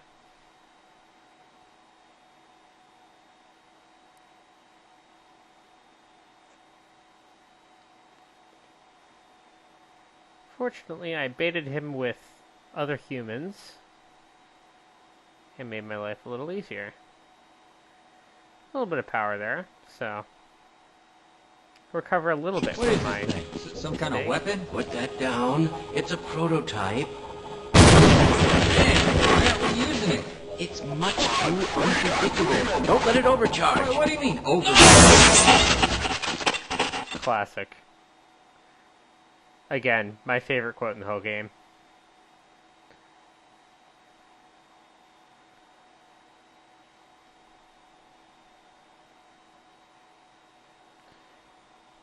So now I wait for this dude. And the first one's just gonna run in here and just died completely, which is nice. Next one doesn't make my life so easy, unfortunately.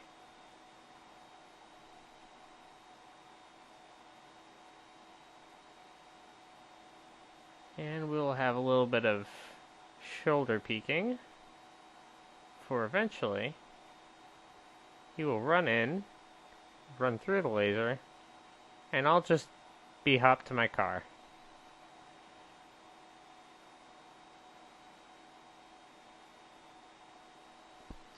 Okay, onward we go. One crab left. Tempting to ignore it, but scientist is going to want to walk through there, so best not to. I think I find... Oh, there's a health thing. I was going to say, I think I find one power block here. I remember it was something, but not what I wanted. But, yep, I'm up to 95.57. And remember, I could be at 100 right now. Sorry about the cut. I apparently suck at this whole editing thing.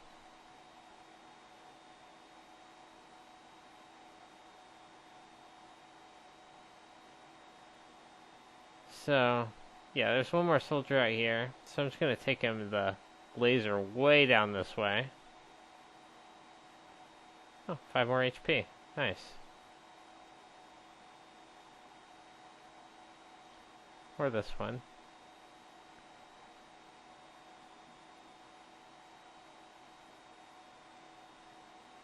I'm getting so disappointed in my in-game self for not taking the 5 HP. But I'm sure he remembers. Right? He'd be really stupid if he didn't remember to take the HP. Is there another soldier? There is. Okay, how intelligent is my in-game self? It was intelligent to remember that there was another soldier, unlike my current self.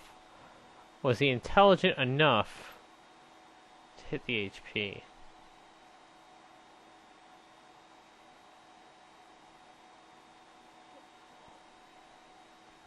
It's right there. 90 degrees to your right. You're so close. Oh my god, you beat hopped past both of them. Alright, second try. Do you remember this time? It got into your FOV. There's the other one. Oh my god. I'm just passing up free HP. This is so embarrassing. Was there some left over there? I can't remember. Watch there literally be 3 places I could have free HP and I not take it.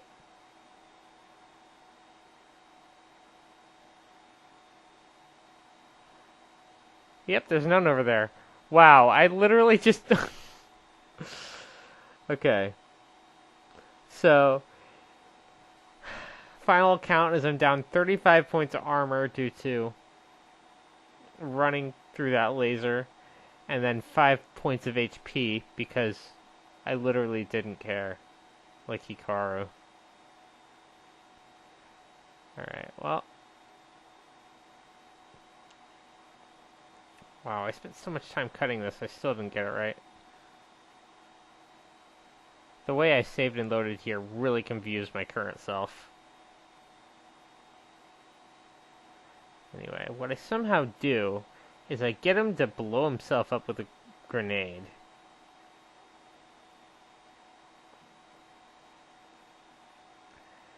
Alright, I have completely forgotten I had a huge speech prepared for this part, and I have not said most of it.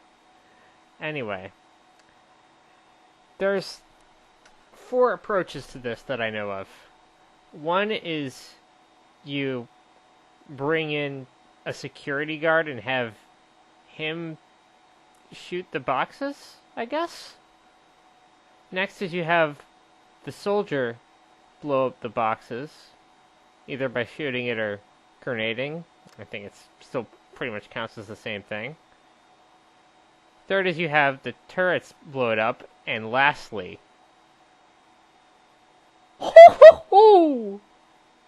I am so proud of this. You have no idea how happy I was when I hit that shit.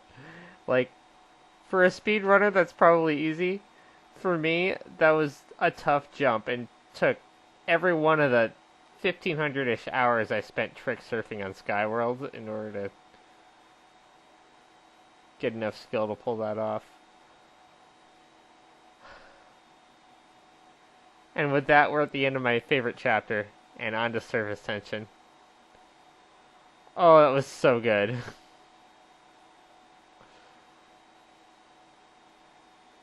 Feel free to watch my exact line if you're trying to replicate that.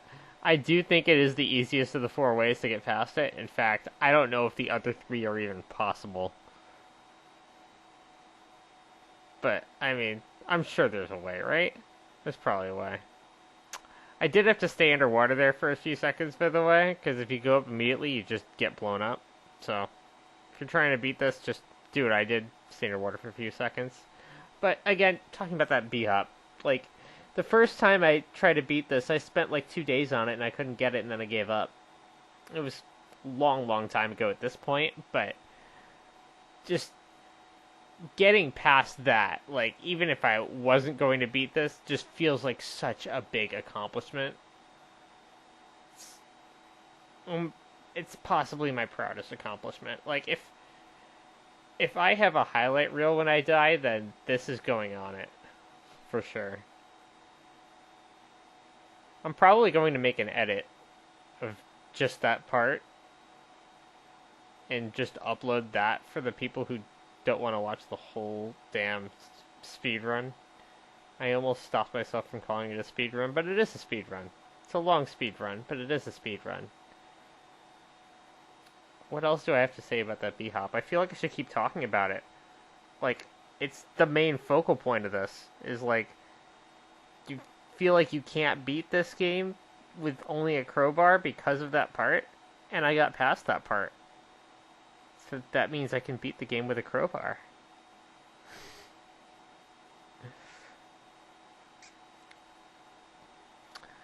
I'm not sure if I think it is the hardest part of the game or not. It's close. Hardest part without a crowbar, with only a crowbar, I mean. Like, obviously it's not the hardest part if you have more. You just blow it up and get on with your life. But it's certainly, like, top 5, and it's way harder than anything before it in the game, and once you get past it, you just have this overflowing confidence that you could beat anything. And you feel like you owe it to yourself to keep going, because you deserve to complete the run for having done the hard part. But yeah, anyone else who's stuck on that, please do yourself a favor, do me a favor, keep trying, go get it, hit that jump. I believe in you. Or find something creative that I haven't thought of. I've seen people get the security guard in there, or at least a scientist. I think I've seen a scientist. I don't remember what I have seen, but I'm fairly sure it's possible to get a security guard in there. But I still recommend the jump. I do like going at it from the right, the way I did. Because if you go from the left, you're getting shot at by the torrents, and it's kind of a lotto if they hit you or not. But if you go from the right, they can't see you until it's too late and you're already at a good angle. And speaking of which, that's the hard part of going right, is you have to, like, loop around like I did. I kind of made a square where I hit 4 hops, but you have to get, like, perpendicular, like, going leftwards when you hit the slant. And that's the way up.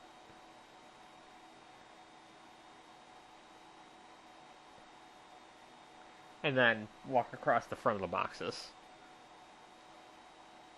And ideally, don't waste too much time, because eventually the torrents will start hitting you, and you'll just die even though you hit the jump.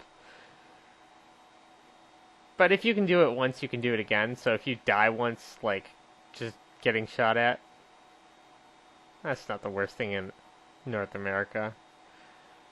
To be honest, that is what happened to me. I've now hit the jump twice. Only gotten past the boxes once. Well, I got past the boxes, and I loaded because I was down to like 7 HP. So, yeah. Do remember to run across the boxes immediately. You can't actually go over from the right, but you can from the left, so just gotta run across the front of the boxes. And once you beat that, you move on to the next part. Surface tension. That's where we are. Surface tension, because we beat unquestionable ethics with a crowbar. Living life right here. Just reliving this is just making me so happy. Like, it was an incredible experience. Alright, that's all I'm going to say about that part. Now go do it yourself. Take that as your motivation.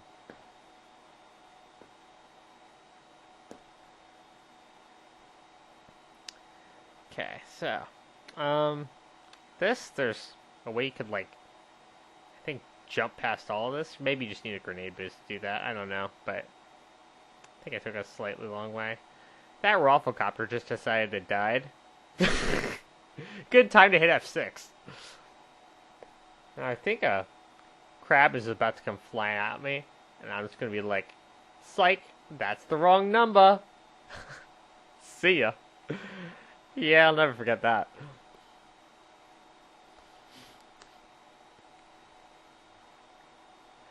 Alright. Now, this next part, there's apparently a way you can make all the soldiers grenade themselves. I went through a more speedrunner's approach, and I think you'll appreciate this. It takes a lot less effort to learn it, and a lot more trial and error to actually get past it without losing a lot of HP. And I very much need my HP for the next part afterwards, because, as I've said, I don't have mad hops. I have mildly disappointed hops. God, it's so hard to say that for some reason. It's like the words just don't make sense in my brain. But yeah. Anyway, somehow only take that little bit of damage there.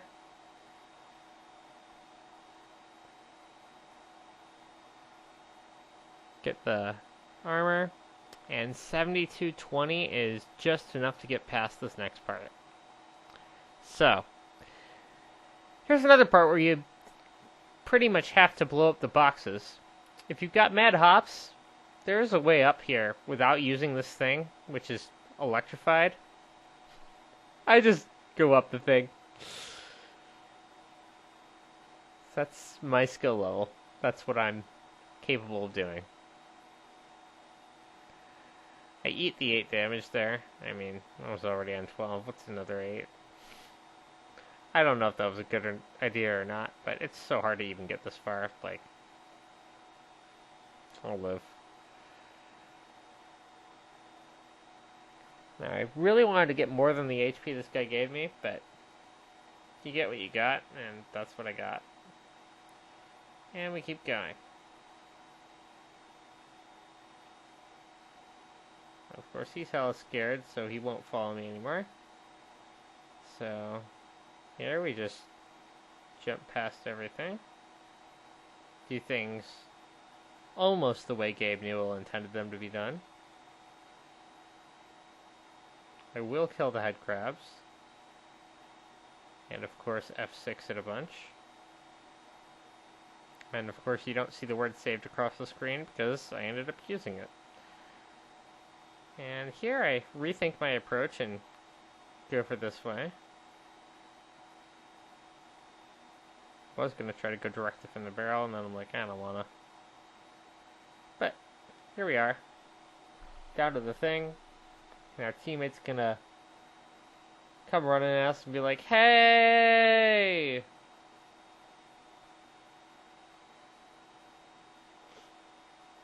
Do not stack. But of course they stack them. Soldiers are freaking idiots, man. Well, we keep going.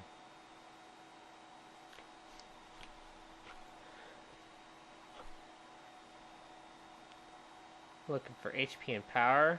I get up to 69 HP, which is nice. Alright, now here comes the guy running in hay. So I'm just gonna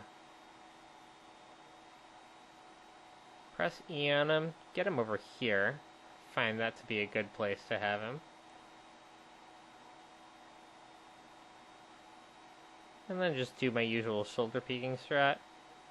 He's not smart enough to run from the he grenade, but thankfully it's so far away from him. Doesn't matter. Got another couple of guys. They just blow themselves up, which is nice. And we got one more guy who does not blow himself up yet. But be patient. He does. Eventually died. I'm like, yeah, you're the best. Even though guy's an idiot and I had to replay that 20-ish times in order to get him to not just died for no reason. I leave him there to save him for later. I don't use him later, but, you know, he's there. And I'm terribly sorry, but this is the one place where I didn't record about 10 seconds of my gameplay.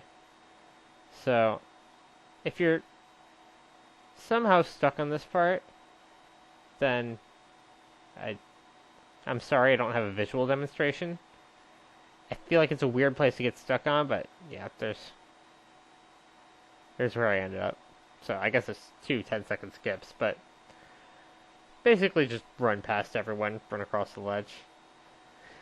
I feel like not a lot of people are going to get stuck there, because if you're getting stuck, there's a lot of other places you're going to get stuck in order to get here, and then if you've gotten past them, you'll get past that part fairly easy. What I'm trying not to say is it's easy, because, I mean, that's just a weird thing to say to someone who's stuck on something. And I did have to try it like 10 times, so it's not a first try thing, but there's harder stuff in this game that you have to do in order to make a crowbar run, so I don't think it's a big issue. But I am terribly sorry that it's missing. It would be nice if it was there for completion. It is a lot of effort to edit this, though. Like, you have no idea. 15 hours of gameplay, condense it down to whatever the run actually is, and the segments are this short because I save every 5 seconds. Because otherwise it would take a long time to play the actual game. Anyway, I do use torrents, because right there, like, as you saw before, I forgot to talk about this when it happened, but there's no way to get past that I know of without blowing up the door, so if I'm going to use this, I guess I'll use it to kill the Udi Claws, and if I'm going to use it to kill the Udi Claws, I guess I could use any torrents to kill any thing. Because, I mean, like, you have to draw the line somewhere, and you can't draw the line at not using them at all unless you know a way to get past this without using them at all, which I don't. So, after I kill this Udi Claw, I'm going to proceed to use the next torrent to frag 100 more. And I'm fairly sure I could one-on-one them all like I do with this one, but it would take me an extra, like, maybe 2 hours just at this part. It's really, like, it's challenging, and I'm sure I could do it at the same time, so I just didn't.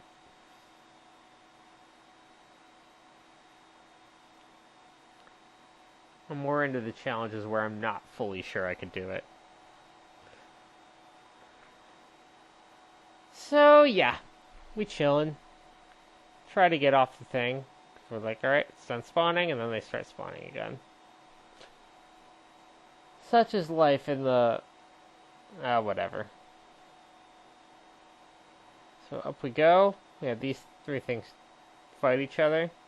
So, there's 3 possible outcomes. Outcome number 1 is both the Udi Claw and the big thing are alive, so I guess 4 possible outcomes. Number 2 is only a soldier, or both soldiers, is alive. Number 3 is just the Udi Claw. Number 4 is just the big thing. Just the Udi Claw is by far the easiest, and that's what I get here. Second easiest is just the big thing. And I'd say the third easiest is probably the Udi Claw and the big thing. I don't know. It's probably hard to kill a big thing with an Udi Claw shooting at you too, so... yeah, this is by far the easiest, though. One-on-one-ing big things is also very doable. You'll see that later in the speedrun. And then here, I freaking hate these things. Ugh, they're so ugly. And their sound is so ugly.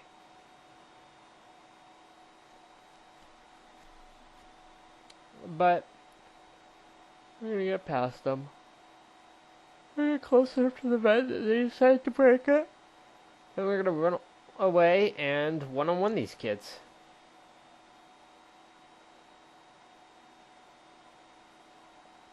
And one-on-one these kids. Okay, there we go. That's how you gotta do it. Just hit him on the first swipe. I was brave enough to go into the vent here. I knew I'd have to eventually. And I got past them. Alright. So now we're just gonna let them try to frag us. And end up breaking the vents. And try to crush them with cars.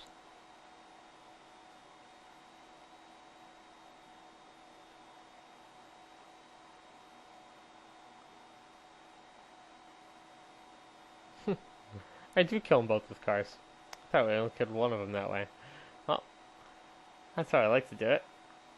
And they're nice enough to drop a ton of HP in here, because if you're on a crowbar run, you're going to want it. So, thank you, game. I know that's not the reason they actually did. I guess it's somewhat similar to it. And yeah, we're just spamming the torrent. Making this part way easier than it should be with just a crowbar, because there's things here, and our rule says we can use them, and just breeze past them that way. Now, there is a way you can actually get almost stuck in that room, where you need mildly disappointed hops in order to get out. I might interpose that here, and stop talking for a few seconds to show you, or I might just not. We'll see what I end up doing. But, yeah, basically you have to use the cars, like, bring them down. Maybe it's one down, one up. Maybe it's both of them down. I can't remember. But regardless, you use them to get out of the ceiling. And then from there, you can be hopped to your mom's house. But it is kind of funny if you get stuck in there. So now we need to go far enough to make this guy open the thing. But not so far that we die. There we go.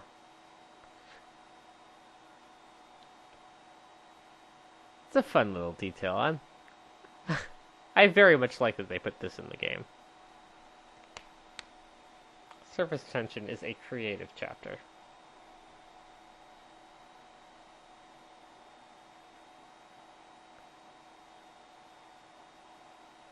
Hop past this dude.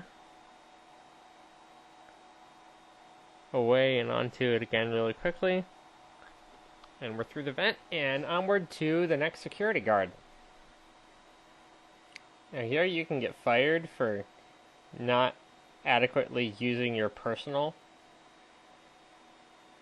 Because, of course, it's the code you know and not the ID card, because Black Mesa thought about the situation where literal terrorists came and fragged people and then tried to take their credentials. You can't do that. You have to torture the information out of them. Or something like that. But you can also probably dictionary attack these passcodes, so I don't know.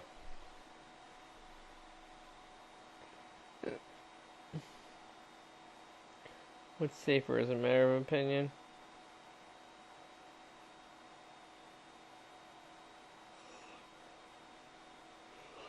Here I was smart enough to save before starting this fight, but then I just got this guy to win on the first try, so there's that. I'm going to take that 9 HP, because at this part, the past me was actually kind of smart. And then this security guard's going to try to frag out here in a second. Before he does that, I want to get the Udi Claws out of here. Because Udi Claws will kill security guard, but security guard will kill the big things.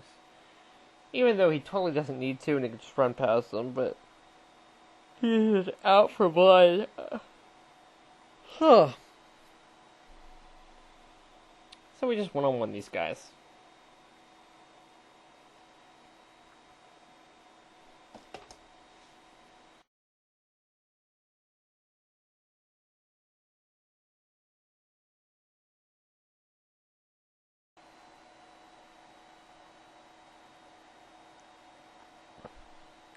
And that's a nudie claw frag. Yeah, you can really tell how tired I was at the end of that last segment. I stopped that recording and started another one if you can't tell. And we'll continue watching myself. Actually, like 2 months later than I recorded the rest of this voiceover. So, onward to this nudie claw. Nice that those big things don't attack us, because I guess we're so far away that their programming says not a threat, or they know their weapons can't reach me and they're like giving up. Though that one on the bottom I think is just like stuck. So there's that too. Anyway, grab security guard, and this guy could just walk past these two dudes and we'd live on happily with our lives, but as I said when I was super tired, he decides to frag out for some reason. So I just let that happen and try to draw as much of their attention as possible so they don't frag the security guard. Because this is an easy way to get yourself killed. Just shoot at a life form from another planet. I don't really understand the logic, but, I mean, I guess he was scared? People act differently when they're scared than they normally would.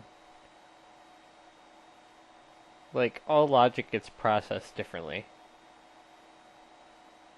For me, at least. I've done some weird things when I was scared that make no sense to my not scared self. Don't really want to talk about them, but it has happened. Yo, dude, go in there and unlock the door blocks.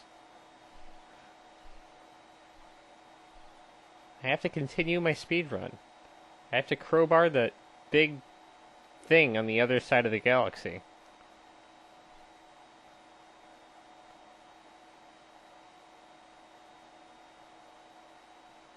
I don't know what I'm doing here. Maybe I just don't know that you can't get the HP glitch to happen after you got in. I've never done the HP glitch. I don't know why I thought I maybe could get it to work there, but I guess I had nothing better to do than try. In a way, it makes the run feel more authentic that I didn't figure out how to do that glitch, because, I mean, it's pretty easy to beat the game if you just give yourself 1,000,000 HP. I don't know if I'd have the patience for 1,000,000. Well, actually, I would, because you don't have to hold anything down, right? You can just walk away from your computer.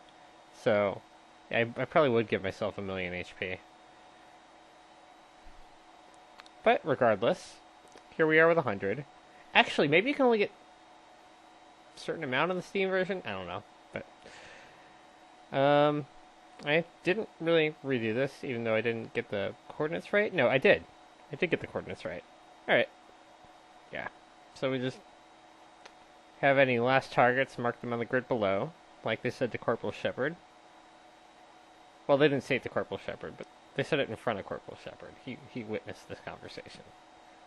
His journey's getting started right about now.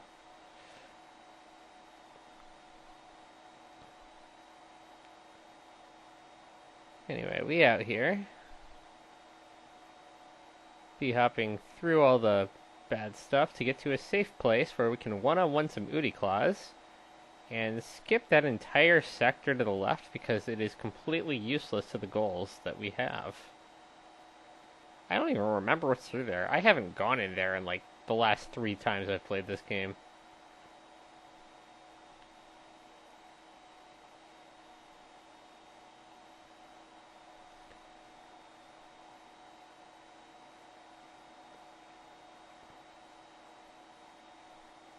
I don't chase him, because there's more bad dudes up there, and he comes in anyway.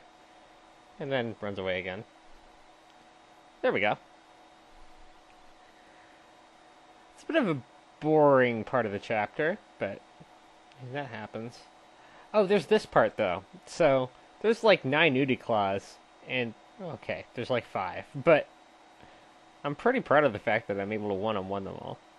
I mean, I guess with infinite saves and loads, anyone could figure this out, but it felt kind of cool at the time.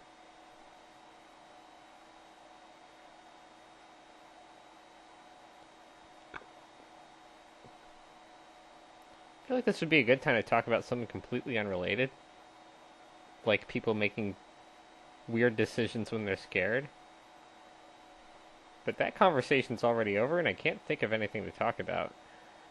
So I guess I'm just gonna sit here and think about talking about things to talk about.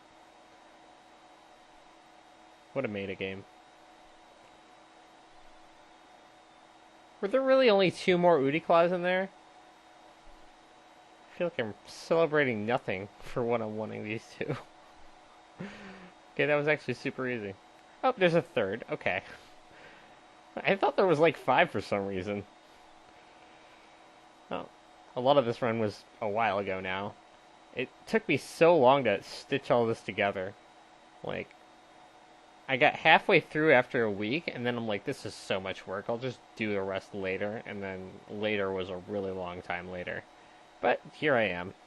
And if you're listening to this, we made it all the way to YouTube, so I did get to it eventually. Sometimes if I procrastinate something too long, I just never get to it. But I did get to this eventually, I guess, because I was so proud of it and wanted it to be immortalized onto the interwebs. Well, immortal's a little strong. I'm sure old videos will start getting taken down from the site to preserve space. So, if this goes like a year without getting watched, maybe when I'm like 54 years old, they'll take it down. Fun to speculate about the future. I can't believe YouTube can afford the space to host all these videos. Like, I don't know, it seems like the kind of thing that could only work peer-to-peer because of how big videos are, but they make it work, to their credit.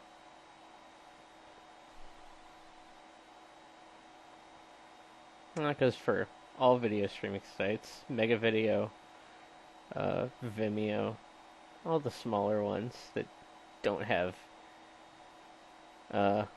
what's bigger than Tera? Like, millions of terabytes of videos to look after. Actually, it's probably billions or trillions. I don't know how many zeros there are. It's hard to even conceptualize that. All that, and you have to have, like, enough reliable RAID array stuff that if stuff breaks, you've continuity. That's insane to me that people's videos don't randomly get lost.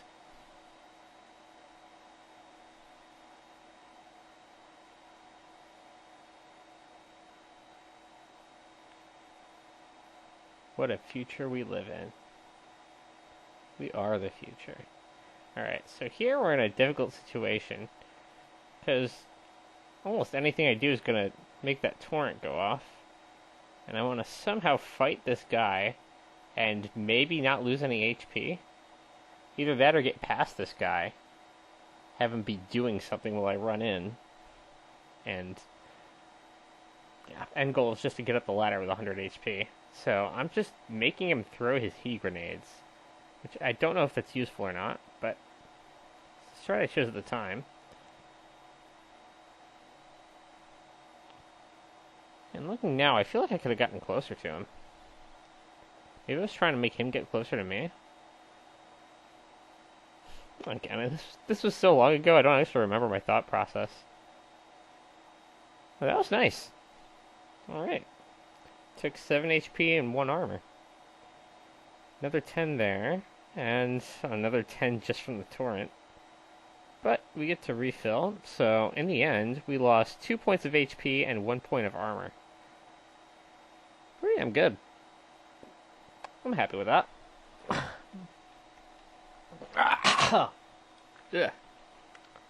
Alright, down the elevator. Or up. I wasn't paying attention. Whichever direction I went on the elevator. Evelator. Bagelvator.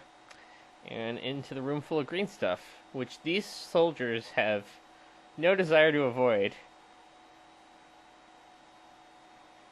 But regardless, let's run out into the fight.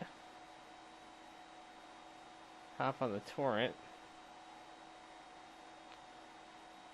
Make it so there's only one of those bad guys.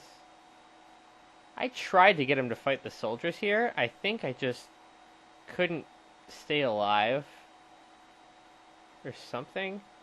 I somehow couldn't get this fight to materialize, but ideally I would want him to kill both the soldiers and then me to crowbar him. That would have been cool.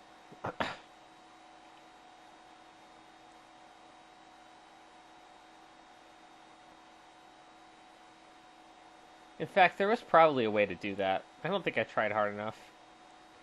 I probably could have found a way to make this dude fight both soldiers and kill them both. But I didn't, and here we are. I just fragged the dude. Eventually.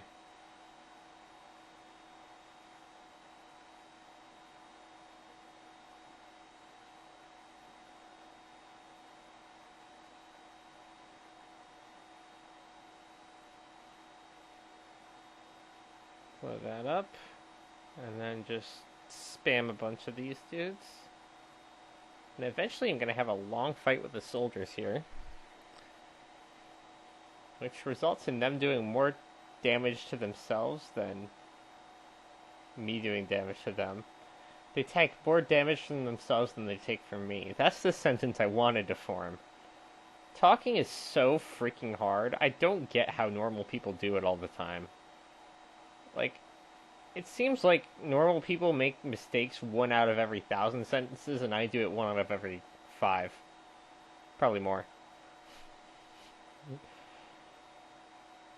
I never really understood it. But, I mean, there are... That's what this game is about, though. Dealing with things that are beyond your comprehension.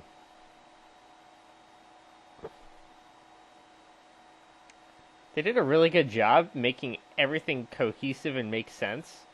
And you can actually derive most of the plot if you put everything together. Like, I saw some YouTuber actually did. And explained that the way things are happening in this game is you're actually, by launching that rocket, making the people, the other species, afraid that this portal is going to close soon. And they forcefully hold it open, and while doing so, try to launch a calculated invasion into Earth in order to permanently hold open a portal in which all their life can eventually go through it. Probably because they're escaping mines. That's what was inferred by Half-Life 2. Or what was inferred by that YouTuber based on what happens in Half-Life 2. But we don't actually get that information. But the way everything like that makes sense is amazing. And, like, at the same time, we can't actually understand what's going on, because that's the point of the game. It's stuff beyond our comprehension. Conceptually, I love this game. Well, I missed a save and load there, but, I mean, that happens. Helps give you a sense of how long I actually spent on this part. I think this fight took me like a half hour, maybe longer. It's a tough one because there's 2 of them. Once there's only 1, it gets a little easier, but still, soldiers are like the hardest things to fight this whole game. And you do often hear them taking damage while they're running around out there. So a lot of my saves and loads were just trying to get different movements to make them run into the green stuff, and a lot of it was successful. They just damaged themselves a ton, and I landed like 7 crowbar hits in total, and that was enough. Yeah, the easiest way to frag these dudes is to make them scared of a heat grenade. Make them throw it, and then either one of them their teammates get scared of it, or they get scared of it. And that's what happened there. So now we'll pick up some power. And find the other power. Like, I'm being super careful, even though I can save and load a billion times. I just have anti-dying instincts. Which is useful if you're a human.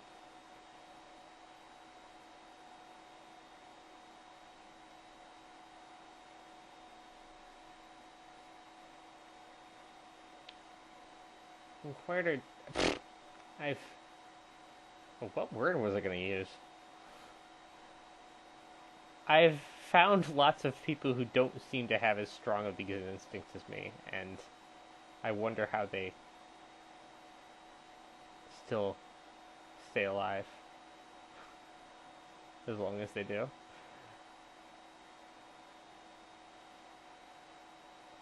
What word was I thinking of? I feel like there's a word for that where you like bump into someone.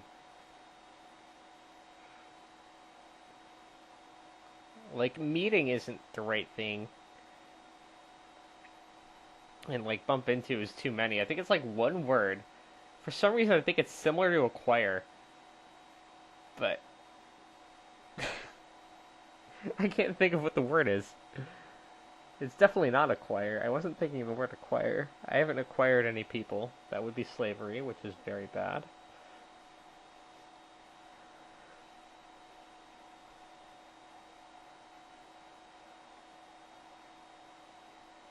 Alright. Time to say another 9 correct sentences in a row, I would expect. Well, that's just an average. Sometimes I'll say 2 stupid things in a row, but, you know. It happens.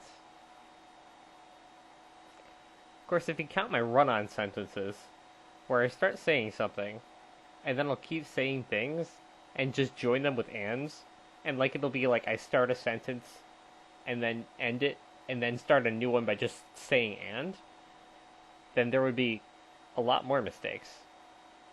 This not being one of them, that was just a super mega sentence. And this is that mistake. So you can see that difference.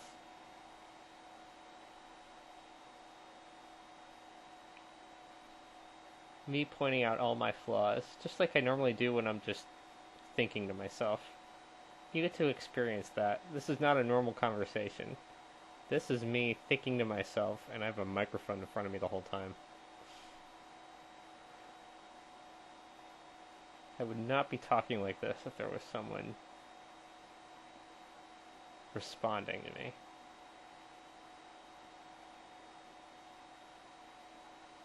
Though I might have said like the first thing I said in whatever the string of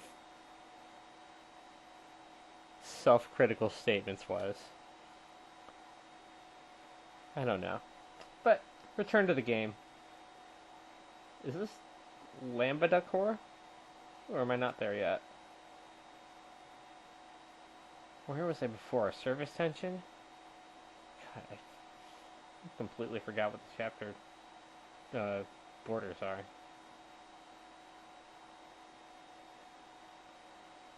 But we see the Black Ops. We just turn invisible. We go bee-hopping.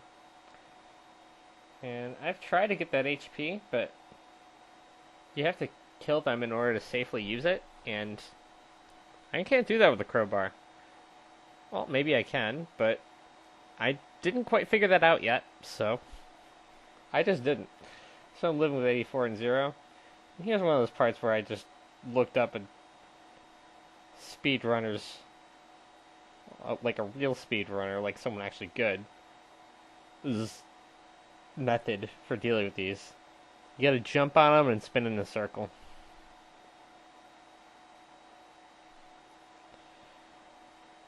I got a 2-on-1 them, right? Or did one of them died?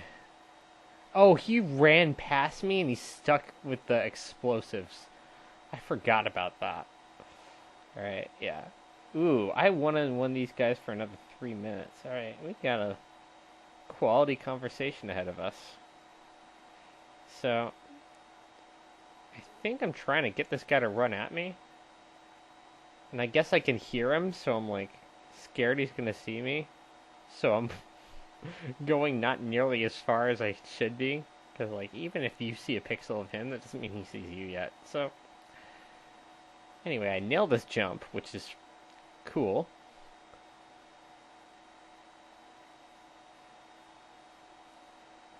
And that fight goes a lot more quickly than the next one. I spent forever on fighting this dude.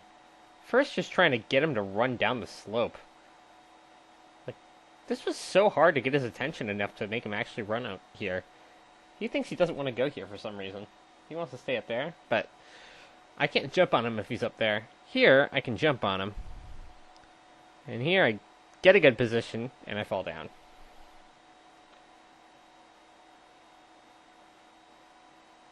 Much like my Fisher Sozin games. God, the Sozin is so strong, dude. I hate playing against the Sozin. It's so good.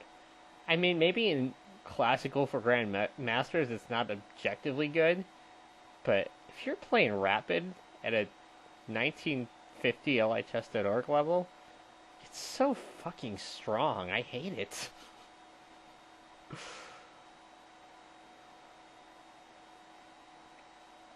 Anyway, fighting this guy is like fighting the Sozin. But I get to save and load a million times, so there's that. Oh, there's one more in here. Alright, that guy wasn't even the hard one. This is the guy it took me a million years to get to follow down the slope. And you will only see about a minute of it, because my clever saving and loading. So where most of this gets to get cut out.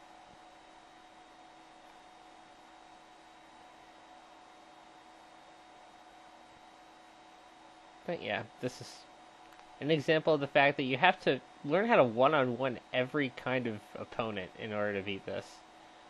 Well, the three main kinds of opponents.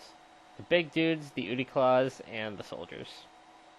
You have to have some method for one-on-oneing all of them.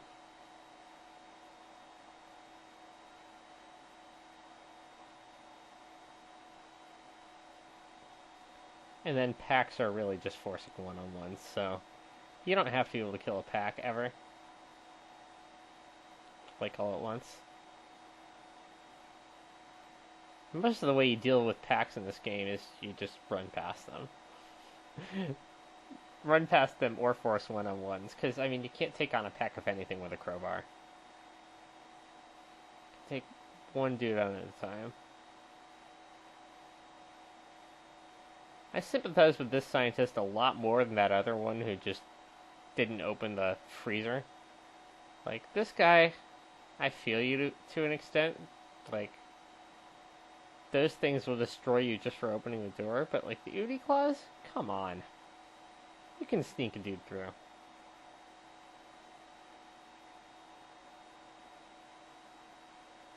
So here we got safety goggles. I don't think you can pick up whatever was in that leaf blower. Yeah, I'm sorry I scared you, dude. I just, for science, had to know it was in there, and I couldn't figure out how to talk, because much like my real-life self, as Gordon Freeman, I don't know how to ask you questions.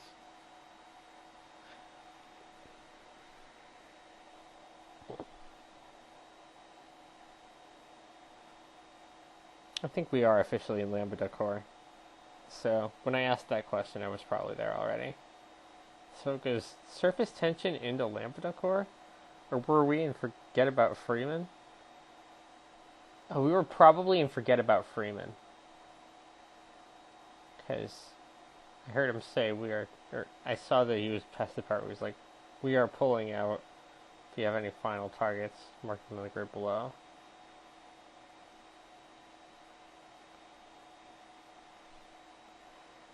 I don't think they forgot about Freeman, to be honest.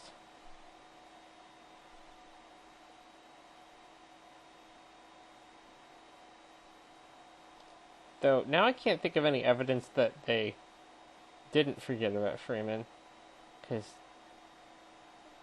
I mean, the soldiers I fight just after Forget About Freeman are like the last ones you see in the whole game.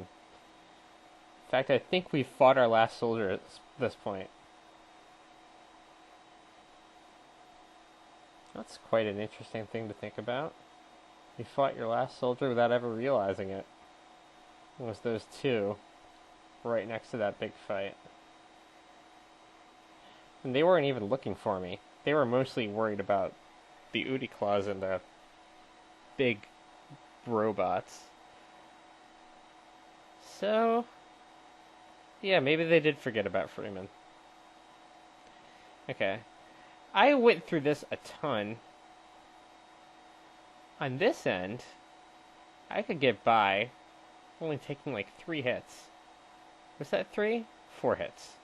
4 hits, that's pretty good. I took a ton more damage on the other side, I think. Anyway, easy one-on-ones out here. And I look down here because I think the vent to turn this thing on is down here, and then I eventually find out, hell no. It's way up there where I was. So now I gotta climb out of a hole. Figuratively, even. I was thinking literally, but I figuratively had to climb my way out of a hole because I was in a bad place when I wanted to be in a good one. Now I'm out of that hole. I can fight from here. Easy one-on-one. And then we'll turn on pump 01. 01. I hate when people say O instead of 0, but I started doing it just because, I don't know, after hearing something so many times it becomes automatic. The company I work at, people used to say 03 for 03 for the longest time, and it took me like a solid 6 months until I realized they were actually saying zeros, and it's actually become kind of a running joke that we don't really quote anymore against between me and one of my other friends I work with. We used to always type it lowercase o number 3. But pump 01 is active. We get another one-on-one with a Udi Claw. I could have taken more swings, but I wasn't sure when he was going to swing at me. So, just fight him the safe way. Wait for him to green thing you, and then swipe and run away. I had a lot of these one-on-ones. They're kind of fun. It's like comforting. Just to like take a fight you know you're going to win like that. It's like when you play e4, c5, bishop c4, e6, knight f3. Like with black, you just know you're going to win. Nice and slowly, but you will. I like to call that the moron attack for white. Because why would you play that when they're just going to play d5? Like, your entire bishop c4 move was stupid. If you play bishop c4 and then a3, then there's merit to that. At least you can call that the hyper-accelerated Sozin, which is really strong because it's got the same benefits as the normal Sozin, except you chose that move order for some reason. Anyway, yeah, so for this side, getting out of here was harder than getting in. And after much attempts, I decided to get in the water. And that door opens so slowly, and it ruins my life, but I got through with only 3 hits in the end, so kind of works. If the door opened faster, that part would be a lot easier, and I would have gotten out of here with a lot more HP. What I didn't know is towards the end of Lambda Core, you get a ton of free HP, and I was protecting my HP for almost no reason. I could have gone down to 1 here, and survived the next fight and gotten HP fairly soon. So, I probably spent like 2 hours on this part where I could have spent 20 minutes. But, such is life in the DNP. Okay. Not sure exactly what I was waiting for there. I guess I just wanted them to reposition themselves, which kind of happens to some extent. I jump in water here. I trust my past self that it was really hard to get anything to work if I didn't jump in water, so did that. No need for the 5 HP. It's not going to help. I'm going to lose more than I would gain by getting that. Can maybe get on the way out, but as you'll see, I don't. Right? I can't remember now. I'm pretty sure I don't, though. Head crabs. Dig myself into a hole again. This one was a lot more justified. I was evading a crab. Didn't go down there just to explore. Is this scientist already dead, or is he talking? He's already dead. Well, that's unfortunate. But you have to expect it when you find him and there's crabs like 3 feet away from him. He's probably been down here a while. Probably trying to do what Gordon just did. He probably understood exactly what needed to happen. I'm impressed he even got here. Well, he probably started here. Maybe this is really close to his sector, and or is his sector, and this was his job to check on these machines and make some changes. It's fun to hypothesize about what the scientists were actually doing. 5-year-old me, 5-year-old me and 10-year-old me, and every other year old me had no interest and spent no thought on what's actually going on here. It just was like, okay, we need to go in this direction in order to beat the game. And now, 27-year-old me is like, this is a fucking work of art. Like, god damn, it's beautiful. This is peak gaming as literature. You can't do better than Half-Life, in my opinion. It's the perfect game. It's the perfect story.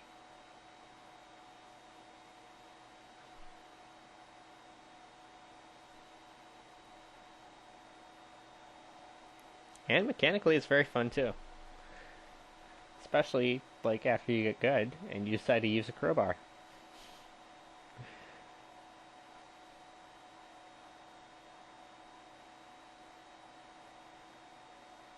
Hard mode was very well done. My 6-year-old self didn't stand a chance on hard mode, but now that I'm up to it, easy mode is too easy. And this is good. Alright, so we out here can take no damage from that guy pretty easily. And we gotta go up somehow. Nice, they give us free air. Not sure what that part of the map is actually for in real life. Or in pre-Resonance Cascade life. It's not real life, it's still a game. Here I eventually figure out I forgot to hit the other switch. If you have heat grenades, you can obviously launch yourself up there. Or the launcher. But me, having only a crowbar, has to find the other thing. And eventually does.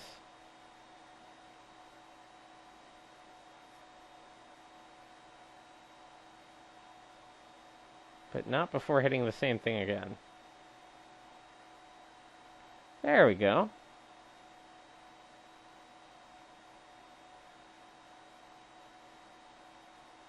I'm surprised that did anything, seeing that I accidentally reversed what I did, but we out here.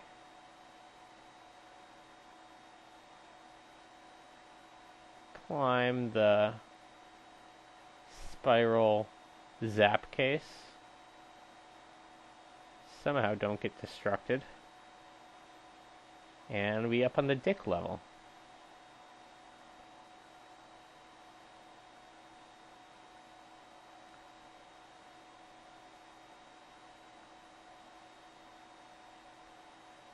D301's got some power. We'll be running into a lot more later. Was I happy because I made a palindrome? I'm not sure. Regardless, up the hill we go.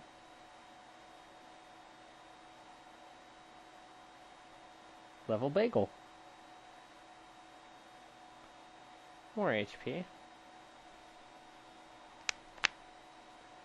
And then there's this fight, which I said I can do this with 1 HP. I didn't have the patience to get it with 1 HP here. Or with 100. I think I go down to like 92. But I have full confidence in my alternate self that if I wanted to spend a long time working on this, I could beat it without taking a point of damage. Just see how well this works. Like, my guy is a fragger. In fact, I think I took a hit from him, even. If I'd gotten like one step farther to the left, I don't think that happens, so... Yeah, you can beat these guys without taking damage. I like the shoulder peeking strat. It's way too slow for a fast speedrun, but for my super slow speedrun that my mildly disappointed hops can get me to, works real well. This is something a normal person without any surfing experience can do. So, try that. Although, I'm sure you got fairly good at b-hopping if you got this far, because those two places in surface tension are really, really difficult.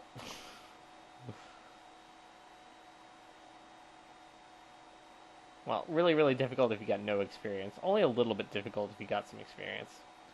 Anyway, here I go and explore, and I think I don't remember to load the game, having learned that this is useless and doesn't have any reason to be included in the speedrun. So, it's still in and we're talking about it.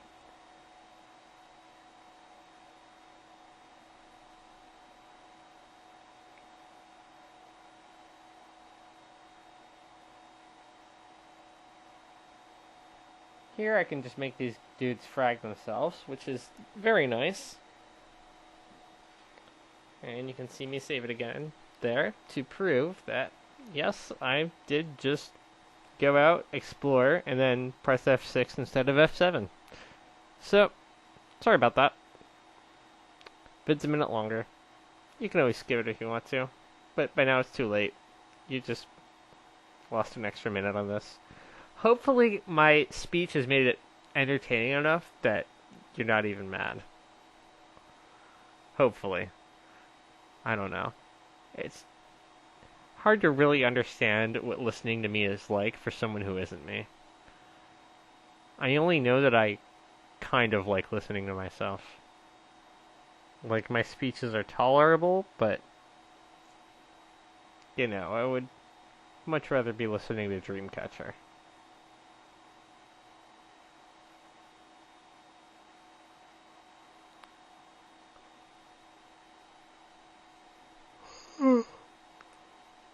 Here it takes me a solid 3 jumps before I even realize what's going on. I would kind of expect a little bit better of myself, but I guess this is a point where I was like, oh, I already remember everything about this game, but there was stuff I just threw away, like knowledge I didn't feel was useful. And the way to get on the platform here is one of those kinds of knowledge. And there I'm like, I understand this game now. Like, wait, should I save again? Nah. So, I end up here. Lots of crab fights, and as you can see by the twitches that I make whenever I save and die and load, I saved, died, loaded a bunch of different times. Not this crab, though. I got him on the first try. And him. Or her.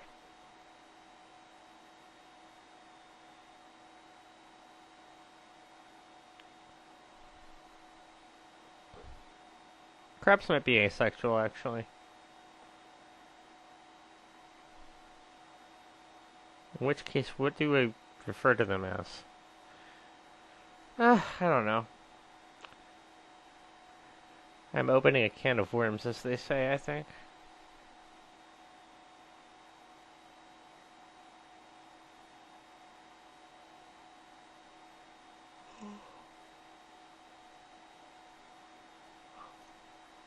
Did I find a place where an infinite amount of crab spawns?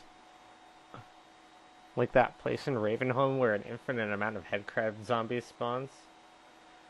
I don't know. Wait, were those head crab zombies? I don't remember if those were the same thing or not. Whatever. Someday I'll play Half-Life 2 again. It was great, but unlike with Half-Life 1, I never felt the need to play it a second time. Whereas this is like my 7th playthrough of Half-Life.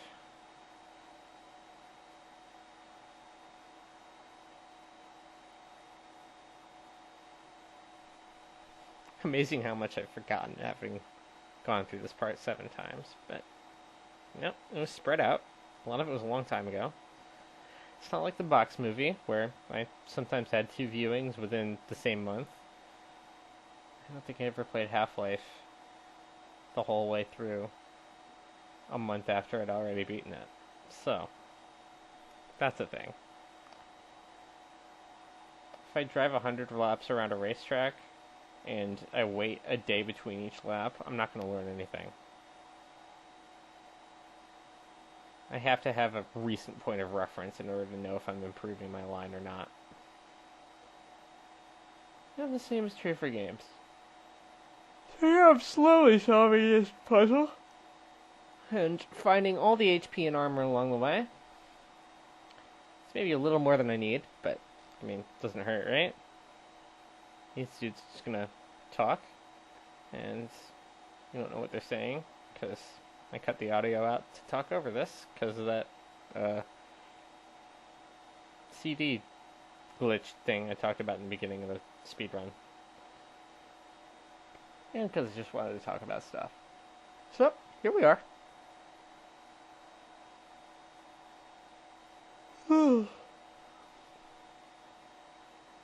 What should I listen to when I end this voiceover? Probably New Moon by AOA again. I just discovered it like a month ago.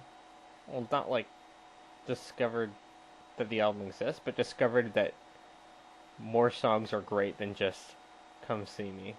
The whole mini album is fucking great, and I just discovered it like a month ago. I've played the whole thing through like 35 times, and I still want to keep going. It's so good.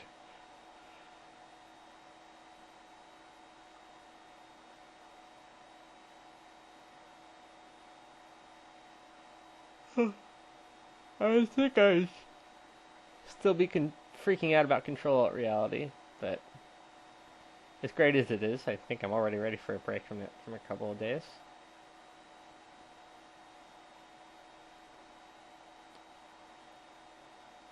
I think eventually I'll listen to it more times than I listened to See Without Eyes, which is currently the album I've had more plays on than any other album. Which is something I wouldn't have guessed if I didn't know that. Like, just based on if you told me how good each album was, or had me listen to each of them once and asked me which one I listened to most, I'd probably tell you Immersion.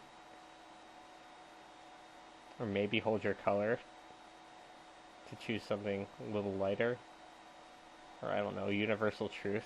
Well, I guess Hold Your Color's twin, equally lighter. Or Come On Over. But yeah, I mean, somehow I've listened to See Without Eyes more than anything else. It was just so easy to leave it in my car, and never take it out for like a year. Even after multiple 6-hour drives. Anyway, that's got nothing to do with Half-Life. I finally solved this puzzle, and I'll wait for the part where these dudes let me in. They're using their triple encrypted locking mechanism to unlock this, because they wouldn't want someone to accidentally unlock it by shooting through it. Which is sensible. And/or this place was already super locked down before anything invaded. Makes sense, because I mean, you got all these weapons and teleportals and stuff. Okay. This is one of, like, a handful of places in the facility that could actually transport you to XEN.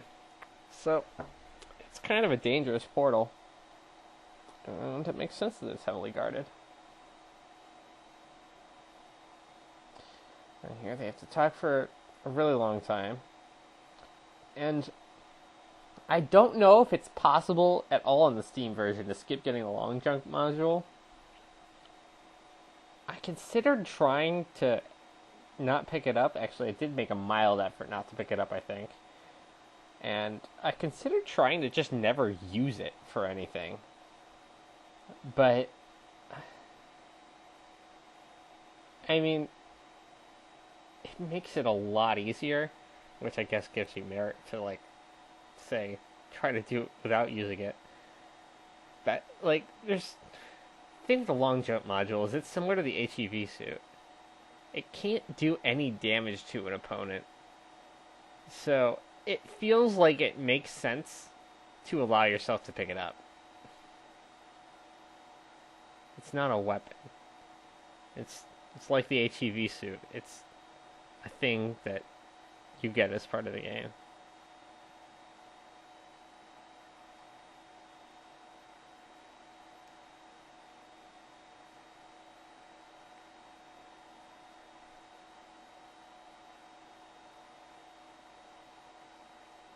So now I'm just waiting for this guy to start the rotors. And it looks like I left my flashlight on at some point, bled it to 0, and never turned it off.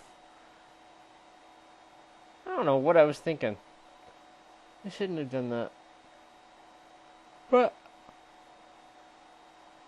past a certain point, the flashlight is never really needed again. And we're well past that point. So now these dudes spawn in, and I have to, with a crowbar, distract them for long enough to get this portal open.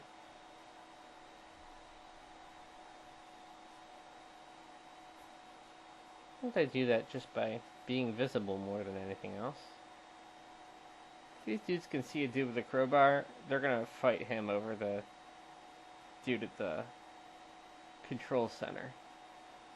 So they have some amount of intelligence. Seemingly more than an Udiklaw or a robot.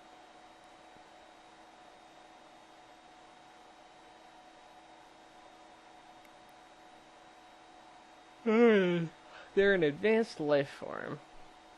I believe this is the first time Gordon has to fight them. Though my memory is not perfect. I'll rewatch the speedrun later and either be like, yep, I'm right, or I'll be like, nope, I'm an idiot and I sound like I haven't ever played this game before. Anyway, this jump. This is like 20 units beyond my pay grade, so naturally I spent 4 hours trying to do it rather than long jumping it. And I was fucking so happy when I got it. Like, even with one hop like that, like, you would think that makes it super easy. Not for me. Like, I could not get that until I did. And then I long jumped that next one. I wasn't about to learn this jump too. I mean, it's about the same distance. I don't know if it's farther or closer. But, like, I don't need to do this with that long jump module. Little of value would be gained. And that's how we ended up deciding the speedrun long jumping is allowed. Which has kind of been the spirit of this. You can use whatever you pick up. It's just a matter of only pick up the crowbar. And other non-weapon materials. Anyway, you can see me mega saving. I'm letting this disc float over to me.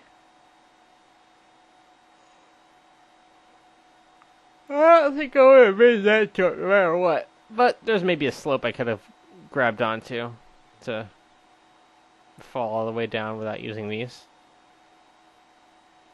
Yeah, it's really hard to beat this game without a long jump module.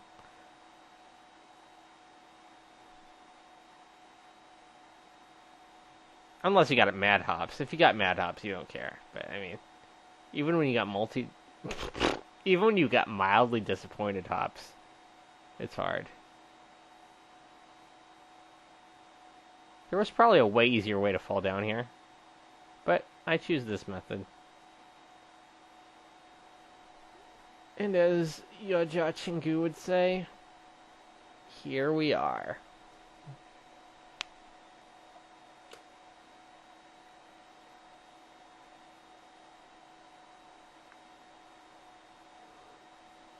I lost a point of armor. Such is life. We'll have some more armor packs later. And then I'll eventually drain it to 0 for mostly carelessness later. But but I shouldn't spoil it. Alright, let's see if I figure out how to get out of here. E for epic. E for epic.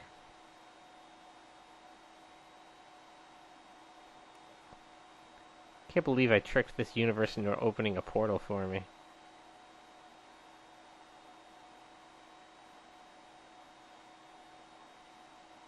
Wait, did I not hit all 3 yet?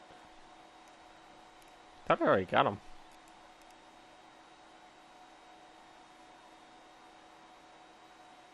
Oh, I need to break open the cage. Forgot about that.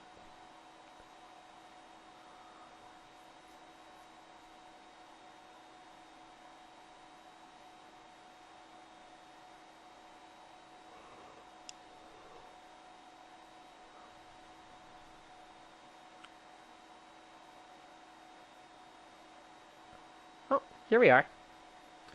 Teleporting. And I'm starting to get tired again. Something about doing these voiceovers just makes me start yawning. We beat XEN already, and we're in Gnarch's lair, and I hate this part. Alright. It took me a long time to figure out what I even had to do here. I thought maybe by the little things dying, that would just naturally drain this guy his HP because he screams every time it happens. But the truth is, you can kill 1 billion of his children and nothing will happen. You have to actually swipe this dude. So, I'm gonna cut, like, a couple hours of fighting the little things, swiping them, making the little things die. You can see I took a little bit of HP in the process. And then here's a 4x speed version of the fight once I started realizing I actually had to fight this dude. And I just hate this part so much, I'm not going to cut it. I'm just going to play the whole thing uncut. You can see all my saves and loads. Like, I just don't want to think about this part of the game ever again, even though I'm going to play it again at some point. Something about this part just feels agonizing. I don't enjoy it. Like, take this out of the game. I'll enjoy the game more. But, it happens. And, again, here we are. So, just making a few laps. Trying not to lose any armor. And swinging when I make a lap.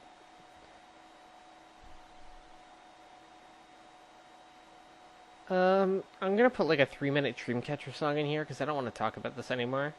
But eventually we'll get to the part afterwards, and that'll be fun. 가려진 눈앞이 피로 물들여지네. Tell me why I don't lie. 차가운 바람은 불고 시선이 느껴져 와. 혈관을 타고 흐르는 Oh pain 묶여진 두 손 저려 오는 이 느낌 모두 내게 돌에 던져도 벗어나지 못해. 하나도 난 재미없어. 누구를 위해서인지 누가 좀 말해줘. Tell me. 타오르는 불길 위에 now. Please I don't want to scream. Double eyes come 눈을 뜬다. 눈을 뜬다. Please I don't want to scream.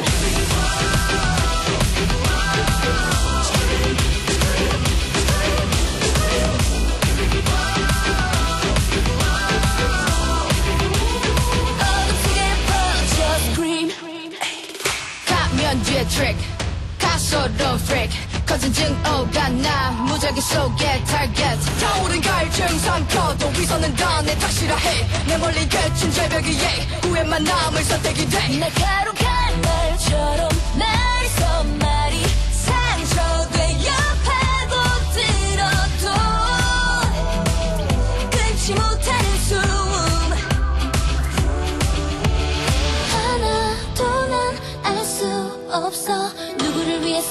건지 누가 좀 말해줘 tell me 피어오른 연기 속에 나 Please I don't want to scream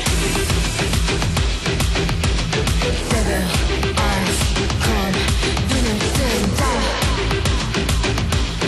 눈을 뜬다 모두 떠난 후 다시 눈을 떠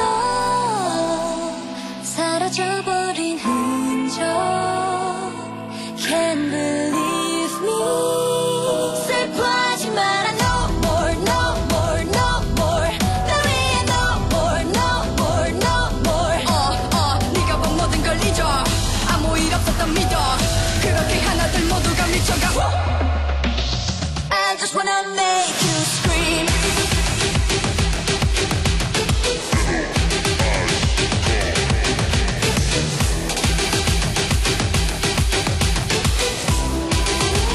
모두 나를 보고 scream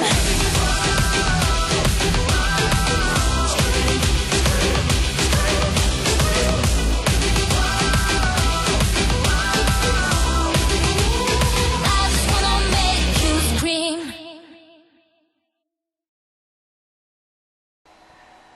Well, we're still here. Still fighting this thing. I had a snippet earlier of how close I was. Now I'm getting angry and trying to beat it all at once again. When really I should just be patient, take a few quick swings, and get out of there like I did just there. Bunch of those. I believe it's 8 sets of 20 hits in order to kill this thing. A total of 160 swings with a crowbar. So, just have to hit the sack on all of those. But yeah, it takes a while. These freaking babies are the worst. But I beat it in the end. And then once we get past this, you'll see a similar version where I didn't speed it up and I just cut everything like it'd do normally. And I think I was a bit more efficient there about getting good clean hits in. And luckily, most of the babies just dropped into a hole and died in that part, so it was a lot easier. But till we get there, you'll have to watch me go really fast against this dude in this part. Ooh, a lot of hits, and then I just gave it up because I got hit for 5 power. That hurts to watch. Especially knowing I don't need that power, I can regain it. But such is life and whatever.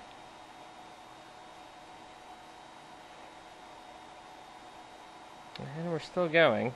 And I think I got like another minute of this. So we're gonna keep watching myself. This dude makes me want to scream.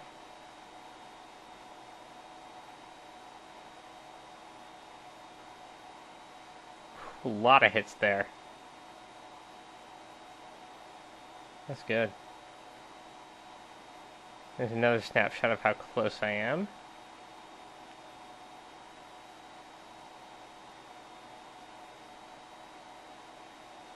I take down to 78 power, but I'm so close to beating this dude, I don't really care.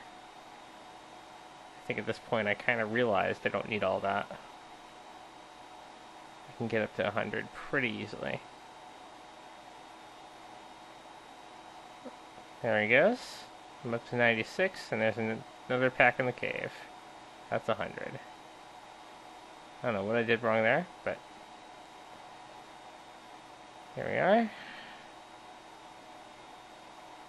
And here's that easier section I was talking about.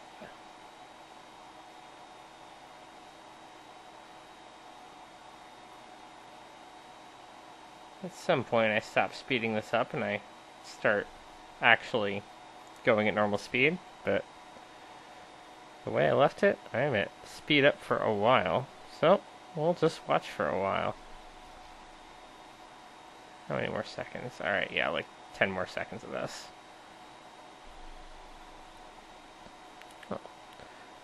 Haven't got any hits yet. I'm at 100, 100. Fairly soon, I'm going to figure out what my strat is. I'm going to start swinging. So there's that crab. There's one more out here. And then a seemingly infinite spawning of crabs. Like that part of Ravenholm where there's that seemingly infinite spawn of whatever that is. We have crabs come out of where that one just leaped out of. Like, infinitely. So, I figured that out at some point.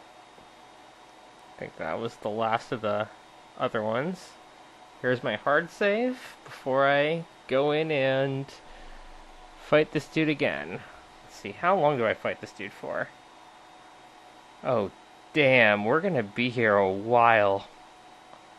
Alright, the timestamp is 3:20 and 30 seconds when I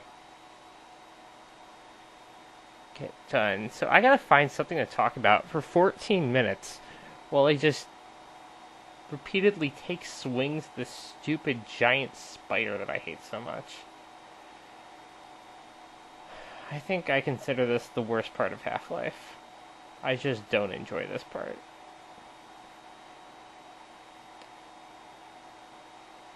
But it happened. I frapsed it. I did it. I defeated this dude with a crowbar. It was more annoying than difficult.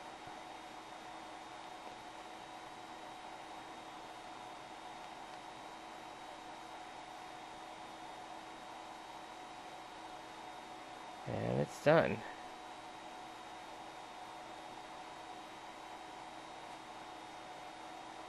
Alright, up we go. Take another swing.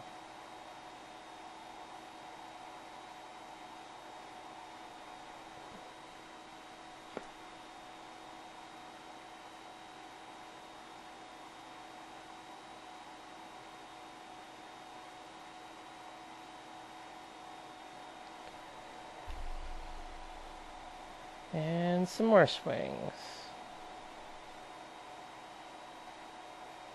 Whoops.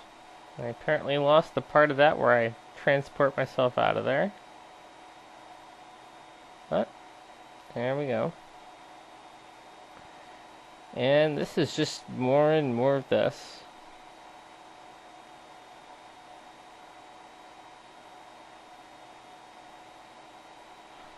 What should I talk about?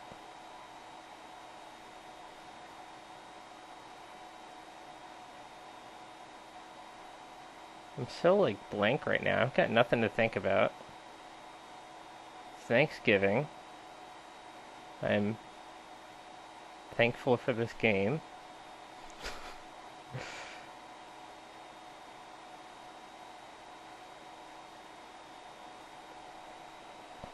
My work life is reasonable. My life outside of work is reasonable. Everything's just reasonable right now.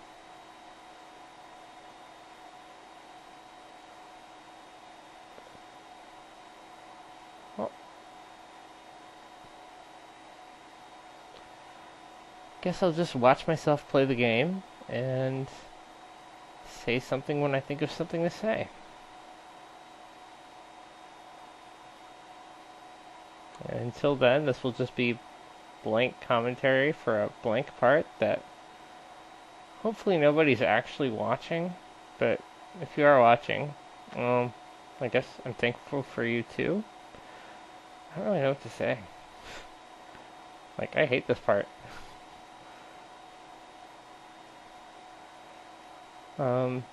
I guess to anyone else struggling to get through this, don't worry, you will. Just be patient. Get a few swings at a time. Take breaks. Eat bagels. Drink water. Listen to Dreamcatcher. You'll get through it.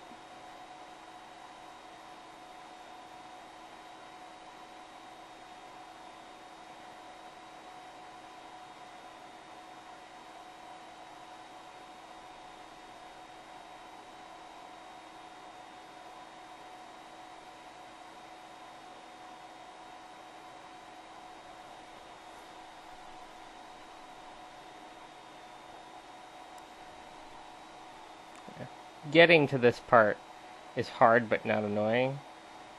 Beating this dude is kind of easy but very, very annoying. It's just the worst part of the game. I don't know what else to say. I'm repeating myself because I've said everything I need to say, and I still have to talk for another 10 minutes about this segment.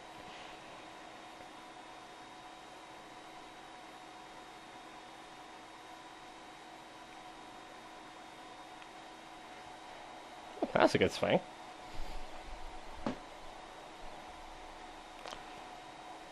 Crowbar runs tend to make me better at using the crowbar, I guess. There's a one swing save. Do save if you get one clean hit on him like that, because if you do that 160 times, he'll just die. So, well, not died, but run to the next thing. So it's worth doing. I mean, obviously you'd much rather get 54 swings of 3 hits each time, but if you get a hit, it's a hit. It's progress. Speaking of progress, that was like 4. Progress. I had a bad save somewhere where I lost 2 power, but there's 20 power right there, so who cares?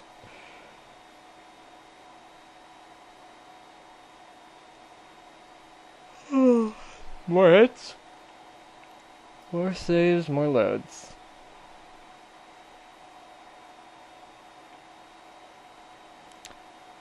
Maybe we could try to use this time to interpret the deeper meaning of the spider. What does this spider represent in terms of society trying to achieve a government worthy of its people?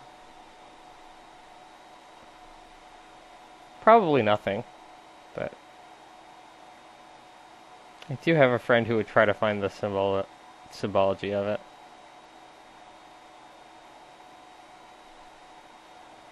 I wonder what he would say about it. Another crab. A normal day in the DNP.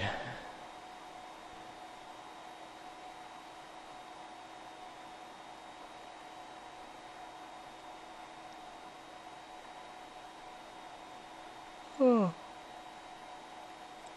It was bad enough I had to fight this thing once. And then I do it again. Ugh.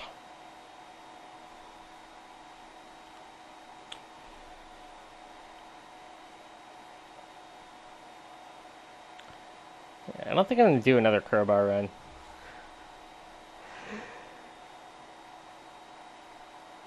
I'll maybe hang out at those explodable boxes and try to make that jump 100 more times, but I'm not gonna make another crowbar run. This is gonna be the only time I ever beat Half-Life with a crowbar. My next playthrough, I'm probably gonna use all the weapons and try to survive without taking any damage. That's my next challenge. Hard mode, of course.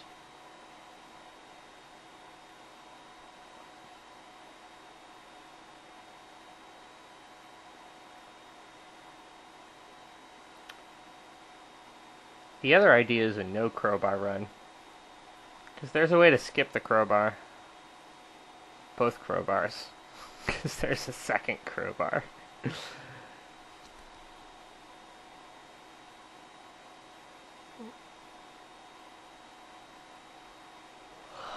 Maybe even go pistol only at that point. Beat the whole thing with an M92FS. That sounds like more of a blue shift kind of deal, but I kind of want to try it. First is the no damage run.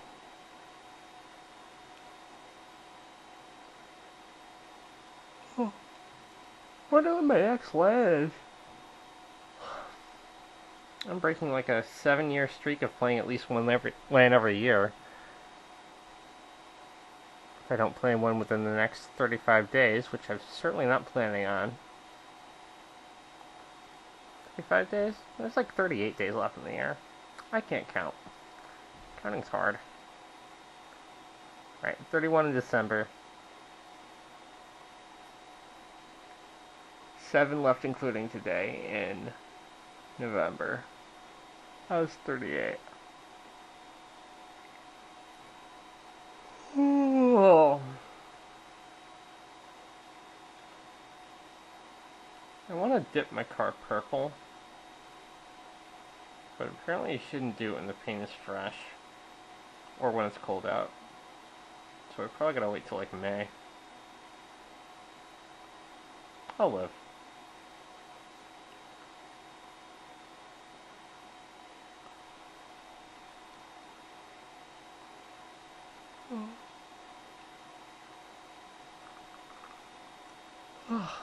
When your main problem in life is that your car isn't purple, you've got a good life. I've got a lot to be thankful for today. And every day. But Thanksgiving's the day I'm supposed to give the thanks. So I have to give it somehow.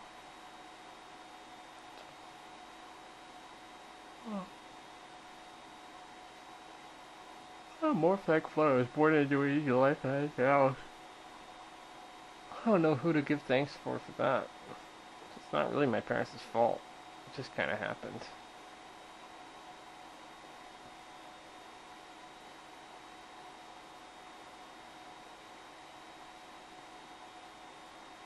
I guess a lot of it is their fault. So, I am thankful for my parents.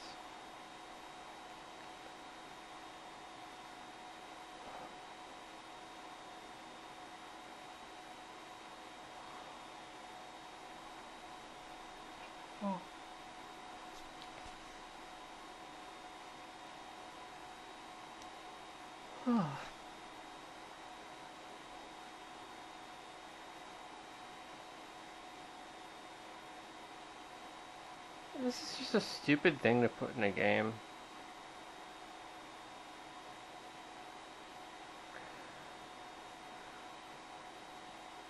For all I love Half-Life, I have to criticize this whole section. It's stupid. It's not fun. I don't want this to be in the game.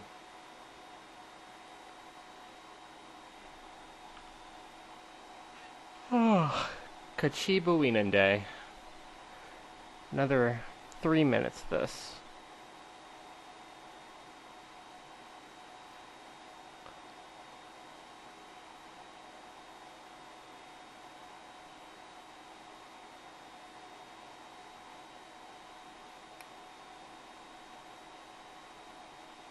Keep that well. The rest of the game is fun. Take some more swings. I think this part is the reason I have, like, negative memories of this part of the game. Like the XEN universe. I remember good things except for this. And I remember this better than I remember all the other things. I'm just getting lost when I was unable to figure out where to go. Not fun getting lost in XEN. It's an ugly place. Ugly planet. I get why they want to leave. I wouldn't want to live here.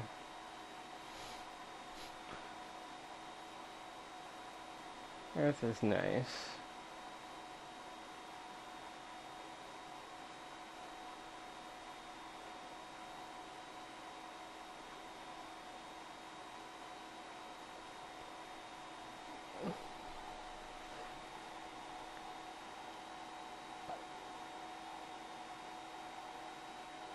We have flowers and bunnies.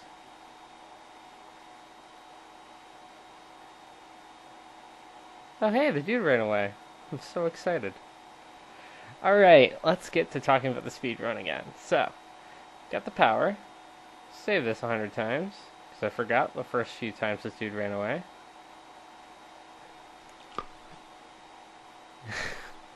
Me jumping onto the bed. don't know why I'm crawling up to him. I guess I got nothing better to do. You really just have to make him drop the things, the little baby spiders, in front of these things.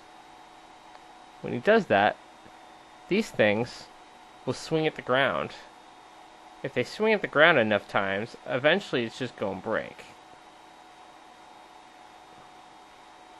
You can also help speed it up yourself by swinging it with the crowbar.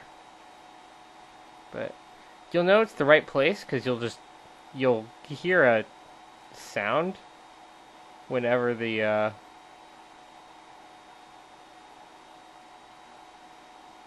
whenever you swing at the correct place in the ground. Like, it sounds different than the others. The breakable ground, like, has a different effect when you hit it with a crowbar. So that's how I knew. I'm like, alright, so that's the part. I'll keep swinging at it what I can, but mostly I'm just going to dodge these stupid things, and these dudes were swinging at the ground for me. I don't think I actually knew at the time, but that's all I really need, is for them to break the ground. This does take a while. We'll be here another 5 minutes. And now that I've explained it, I just gotta wait for it to happen. It's another part I don't like, but it's better than the previous part. Maybe I should rewatch an old NASCAR race today. I'm thinking about it.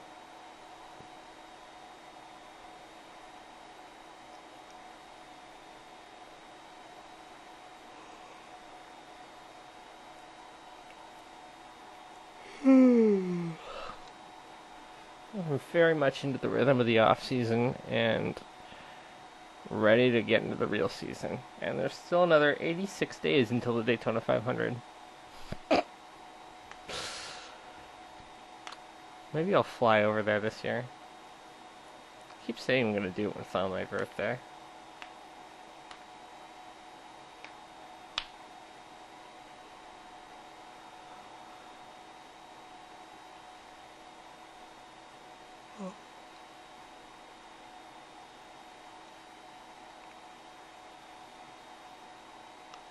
Oh.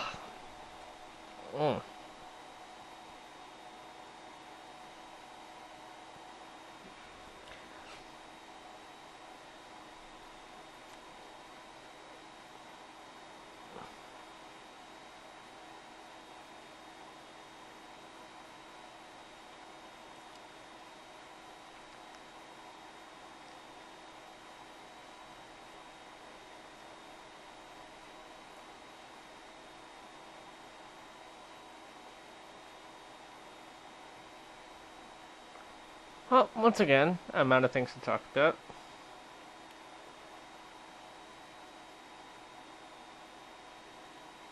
So we're just gonna chill out here.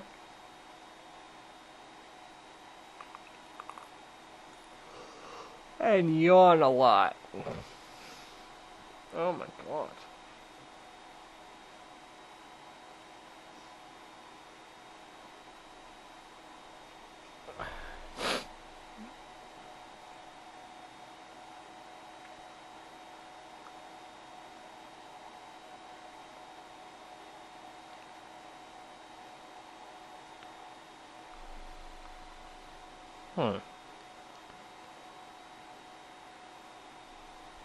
So we out here swiping crabs.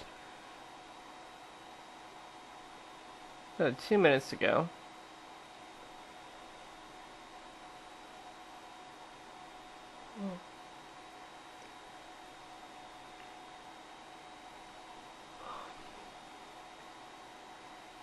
I should work on my book about driving race cars.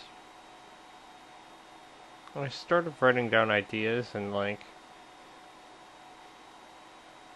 last year, and then I just didn't touch it until now. I feel like I could make it kind of good.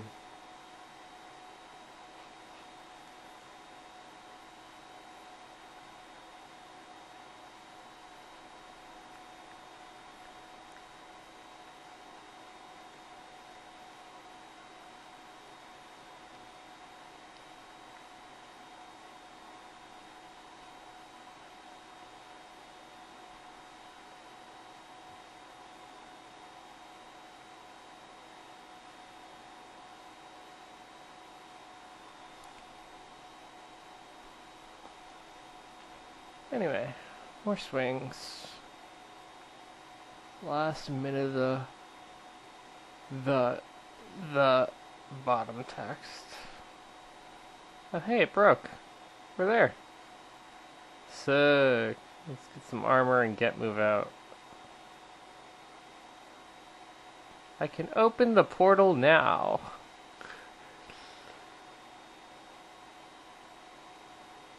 Lots of cuts I forgot to make out here.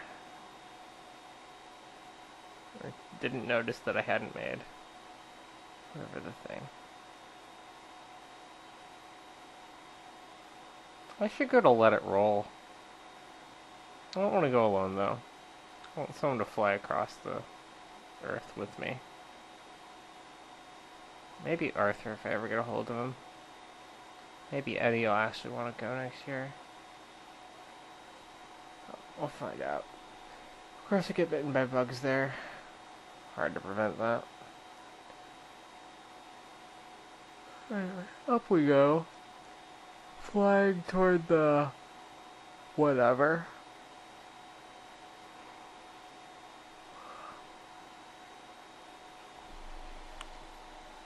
There, the long jump just makes your life more livable. Not one of the places it makes it way easier to play the game. Just save some time, because you know you've been waiting for so long at this point. Yeah. I can get through this part without it. So I did use it to evade there and save some armor, so there's that.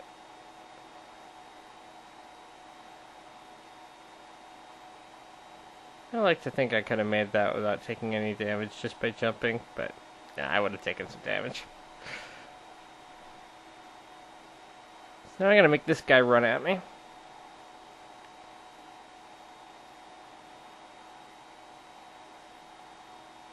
What to do? Try not to get swallowed by that thing. And just bee-hop my way on out of here. Like, hey dude, I'm over here. And then I teleported.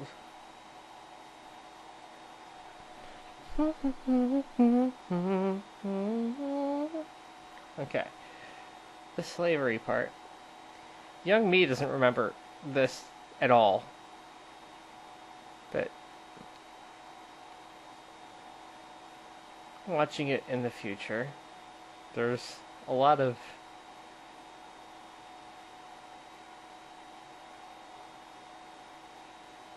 new interpretations of something I hadn't noticed. I don't know what words to use about this. It just sucks watching this.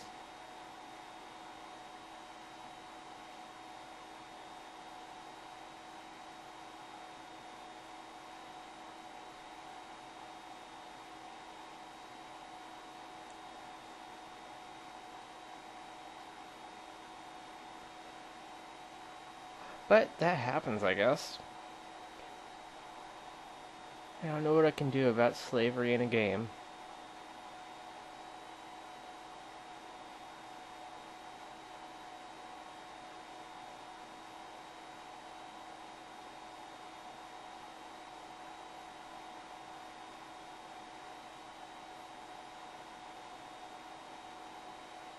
Okay.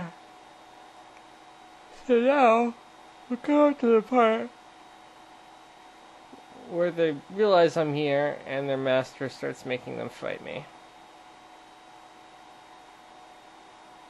One-on-one this dude. And a few more afterwards.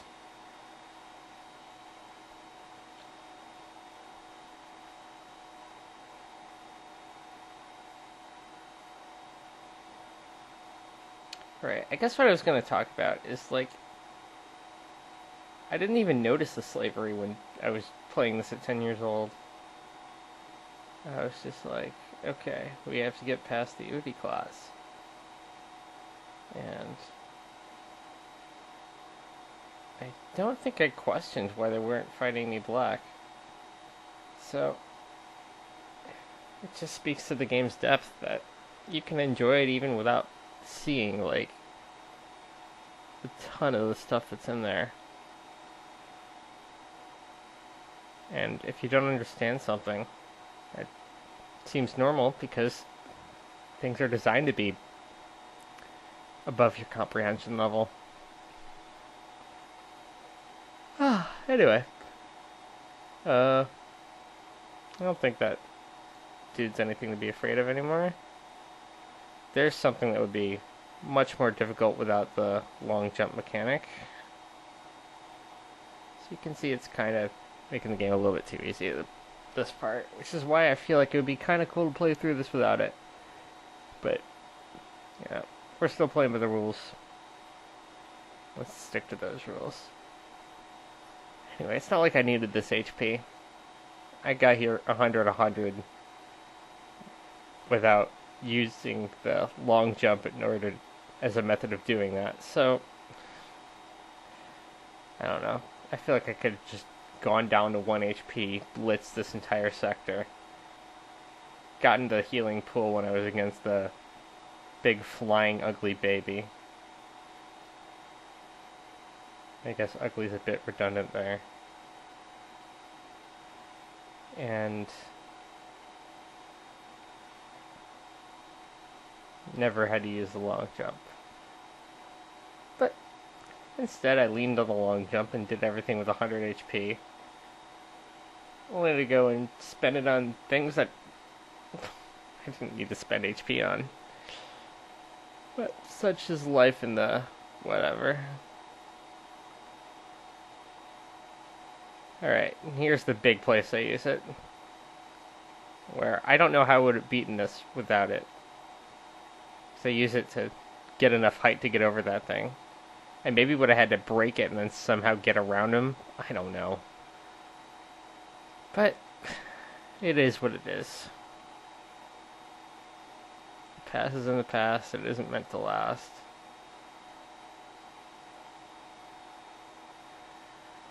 Guess I have to try. It's the art of getting by.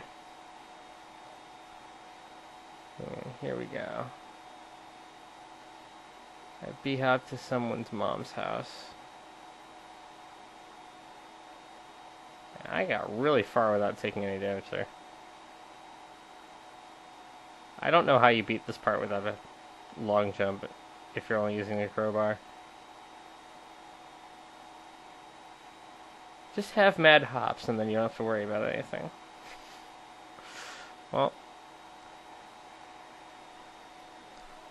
again, I used the long jump.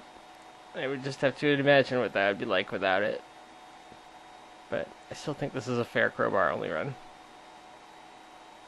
I mean, the game tries to force you to get it.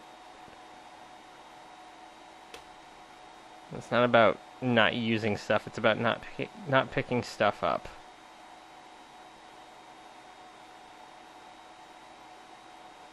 Not acquiring the stuff. And that's not a thing I can avoid acquiring.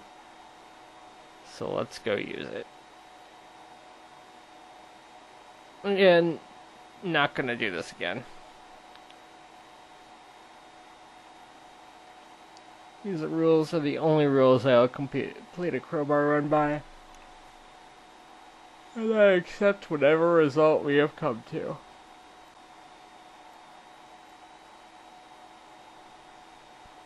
And the result is me leaning on the long jump to get through some parts that should be harder than they were. Well, anyway, here we go. Through the portal.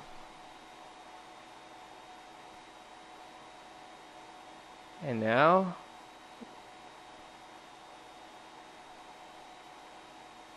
we're at this dude's doorstep. Big dramatic walk up to get to him. I love this. This is brilliant. This is the visual artwork of this part. So nice. Just that one little extra staircase they put in. They didn't have to. But it adds a ton. I'm so glad that I did. Alright, so here's where I think a lot of people are going to skip to in the video. How the hell do you beat this dude? Well, all these trampolines are giving you enough height to get to the three things. So one gives you almost the exact height. Each yellow thing has a corresponding trampoline that will get you the exact height to it. Well, slightly more than the exact height, so you can easily land on it. Like, you saw the first one got me to the highest one. This one to get to this one takes, what, like 12 swings of the crowbar or something? So, you gotta break those three things. That's the first thing. And luckily they don't return. So once they're gone, you can continue living your life efficiently.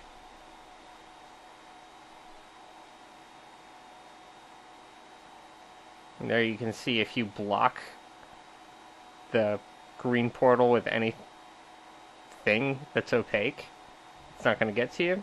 So that's the biggest trick you got to know, is how to do that all the time. I lose a ton of HP to the Udi Claw. I don't save and load for some reason.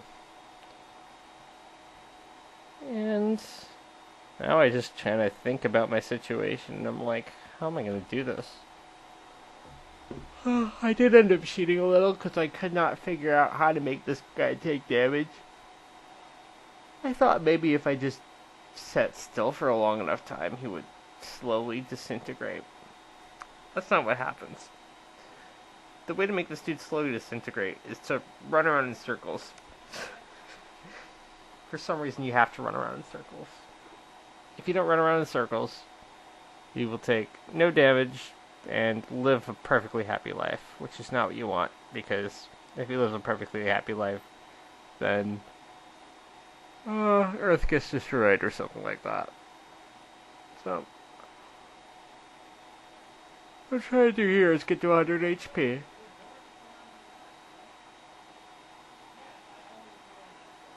I finally click the right thing. And through the power of saving and loading, I do heal up here. I got a little too close to the thing there. If you get too close to these things, you'll clip through them, and then you can take damage and or green things. So, yeah, don't do that. But I got lucky here, and it all worked out. Well, sometimes it didn't. Eventually, at some point, I learned that lesson here, and I stopped doing it.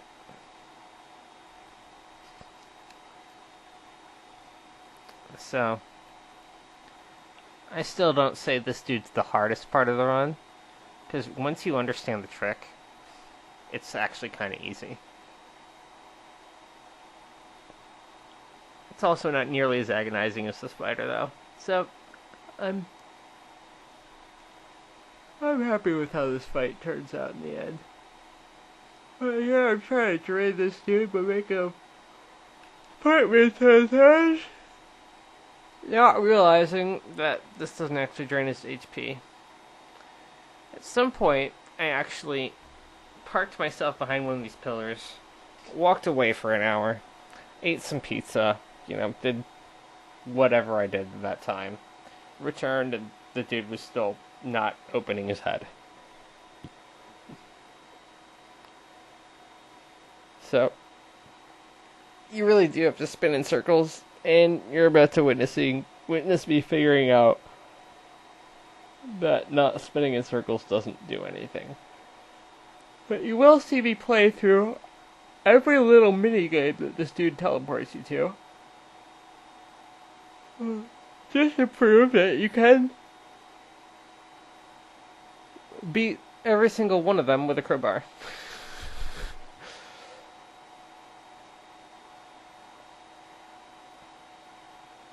So, that much is kind of cool. Try not to get a bad save onto the second one, though, because beating the second green portal level is dependent on entering it at a good time.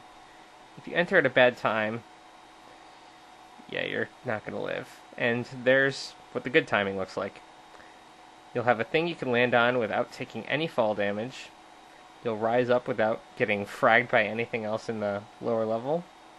And you come up here, and you're down to 24 HP because of the freaking Udi claws that spawned under the ground. But you're alive. And sometimes that's the best you've got. So we keep going. I'm starting to realize this fight is 45 minutes of fraps, even after I take out the hour that I stayed parked there, because I did save it. I didn't fraps that part. No one's gonna want to watch a screen sitting still. In fact, no one's gonna watch a lot of this parts. People are just gonna skip around. I'm well aware of that.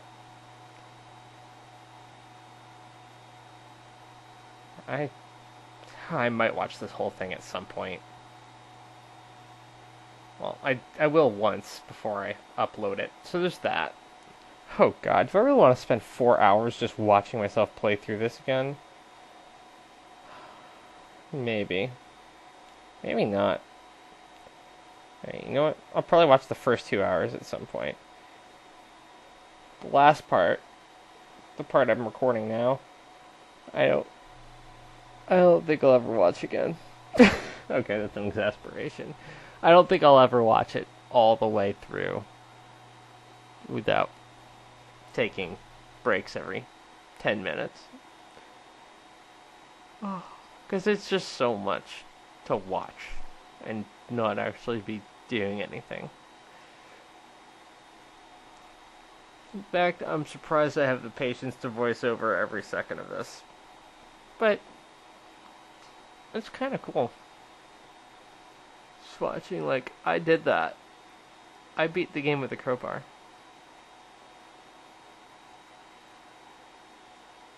Just marvel at myself that I actually did all this. That every individual part was doable, and then when you put it all together, it's a speedrun. A slow but visually attractive speedrun.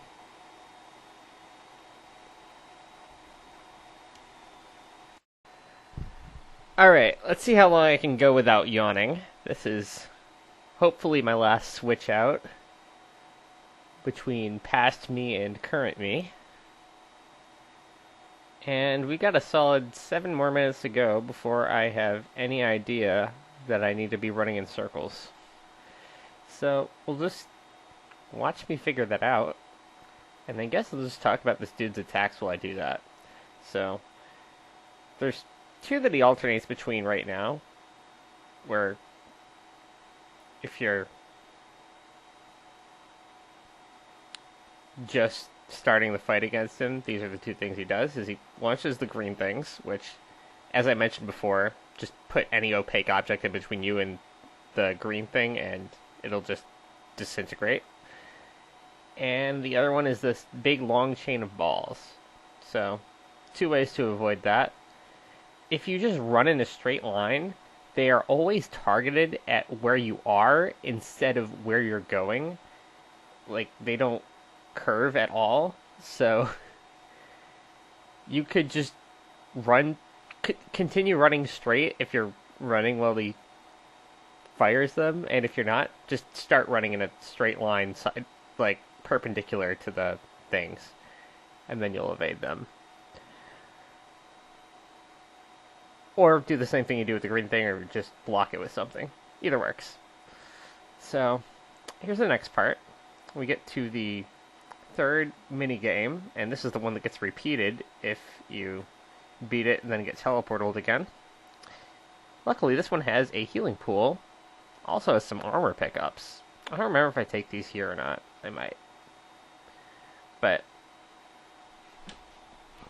I'll heal up here. Get to 100 HP. Get ready to fight again. And hopefully don't allow any Udi claws to stay on the ground this time. You can live with the flying things. I think there's a maximum of 3 that can spawn, and usually as long as you're spinning in a reasonably constant circle, they won't be able to hit you. So, you can just ignore those things and just fight the Uniclaws when they spawn and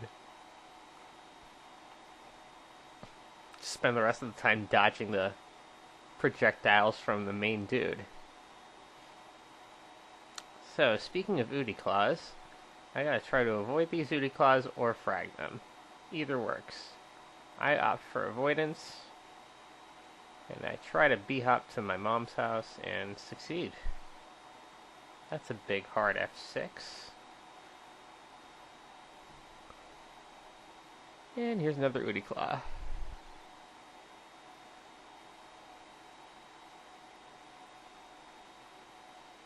Let's FC this fight. Oh, there's two of them. I should remember there were two of them. I didn't kill them before. Well, here's a quick tutorial on how to take on two of them. Get one hit in, and b-hop away, and try to isolate. Oh, for some reason I kept this. Well, here's what happens when you replay this sector.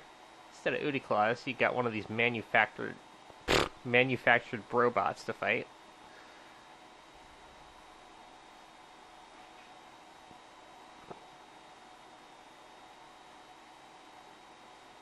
And obviously this fish.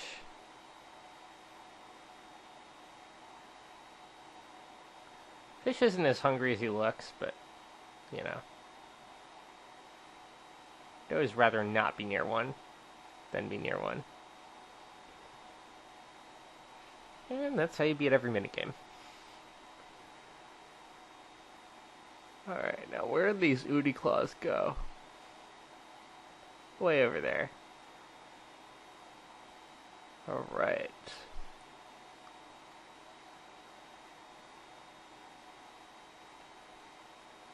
And there's the one time the flying thing can hit you. If you just stand still for that long. Oh, forgot to edit out this death. Whatever. It happens. Oh wait, did I just save on this? I just threw away all that armor. That feels bad. But, as Yaja Chingu would say, here we are. And there's a good dodge spinning in circles. You just keep spinning in the circle. And here I am actually spinning in the circle. And figuring out I can save it and just continue spinning in circles. Now, every time you see... Whoops. I got teleportals. Well, eventually I figure out how to dodge those, and you'll see that later in the speedrun. Huh. If you don't look at the fish, he becomes less concerned with you, I think. That's cool. That's cool.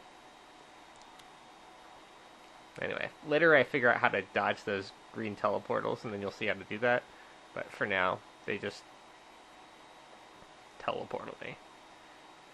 That was kind of a good showing of how to dodge the big stream of blue things. So there's that. Or I guess they're purple. The big stream of purple things. Do I take this chance to get some HP? I do. And you know I like to be at 100 HP. Not as much as I like to be at 100 armor, but I do like to be at 100 HP.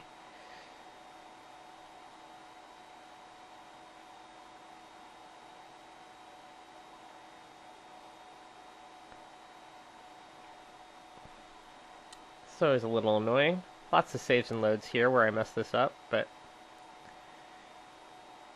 should just heal a little, then hide, then heal, then hide, then heal, then hide.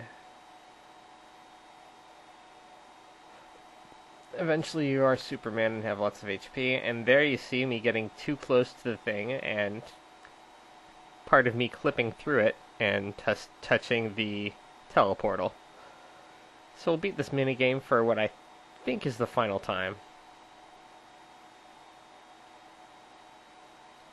And take a alternate orthodox approach to fighting those Uniclaws, where you just get out of their FOV and turn with them.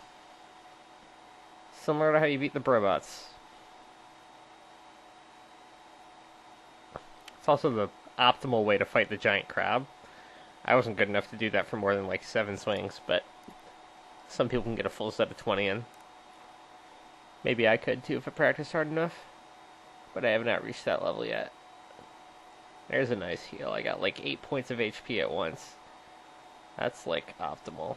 Just heal as soon as the block has... As soon as the spike has blocked whatever was coming to you, and then unheal at like the last possible second before the thing appears. That's how you can minimize the amount of duck and heals that you do.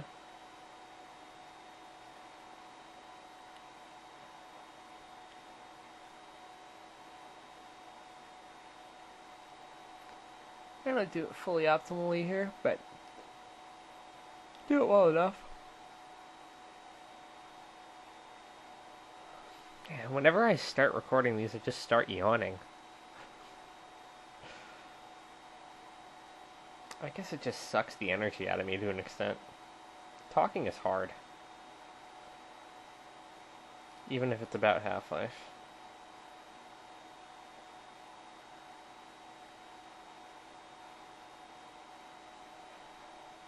I should have healed for like 3 extra points there. As long as you have 6. Just go for stuff.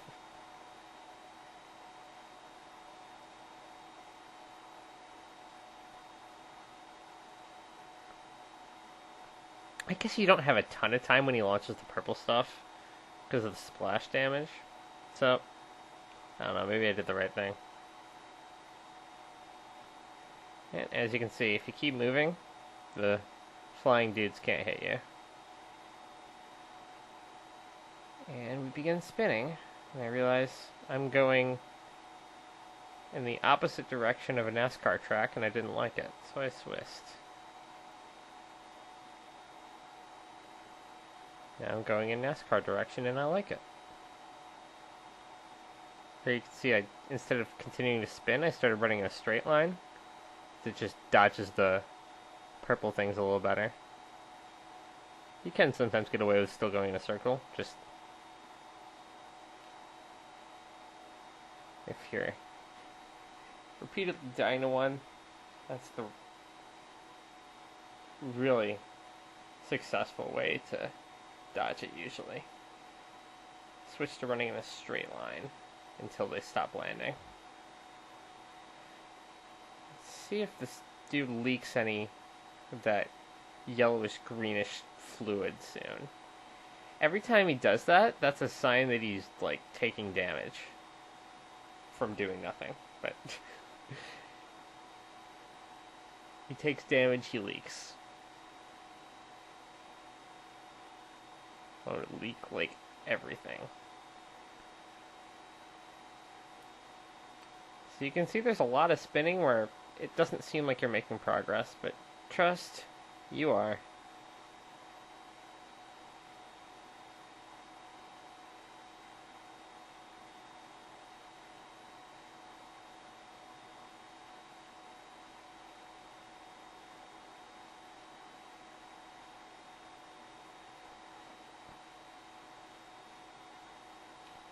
And this is the technique for how to fight him. Again, using the long jump. I mean, you know what they say in the box movie. If you have it, you gotta use it, right?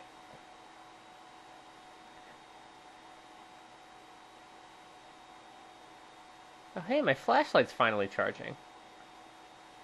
Good of me to let it charge. Probably by accident, and probably just randomly hit the G key without thinking about it, but nice.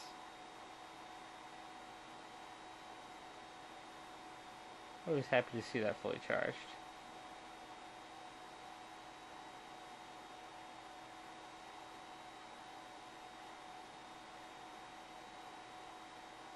It's on E for engorging with gas.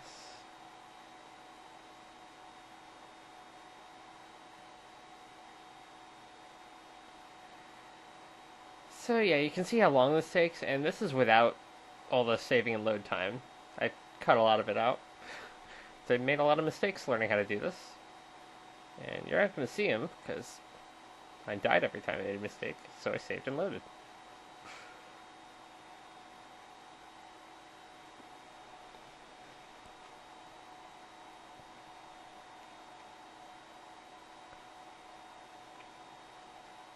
And you can often see me running away from the green balls because I hear them. They sound different from the other attack.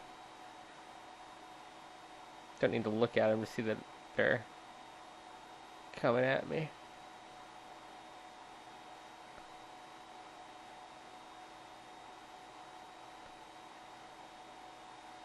More purple. Okay. How much more we got? Like 20 minutes of this dude. Cool. We'll get there. So I may have alluded to it earlier. He does eventually switch which kind of things he launches at you. We're still at the first set of things. And nice, we get a spinning frag on those things without taking any damage. It's a cool way to kill an Udi Claw. Nice and easy. Makes you feel like a pro.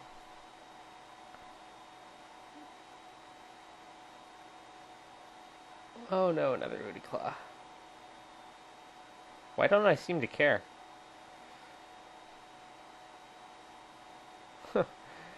Maybe I've only seen it with my screen and not my eyes so far.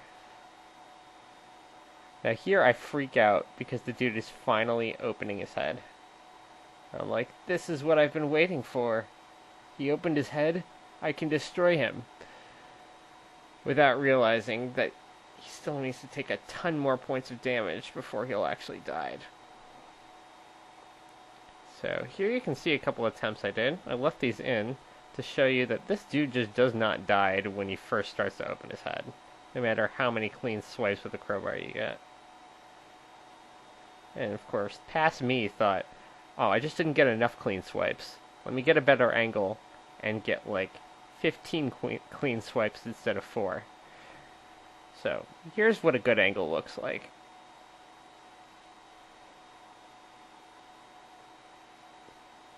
See, I got a bunch there at the end. But dude's very much alive. I hate getting out of these pools. They're the worst.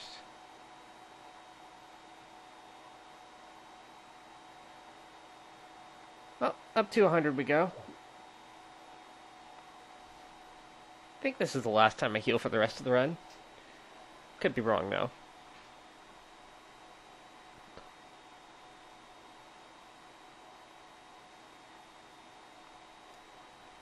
We're only like halfway through beating this dude.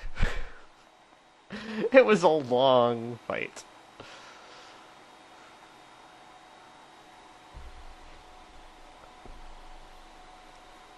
A large-sized fight. A fight that involved a lot of time for both the winning team and the losing team. Until eventually somebody won. And of course it was me. As you would expect, given I have infinite saves and loads, and as much time to spend on this as I want.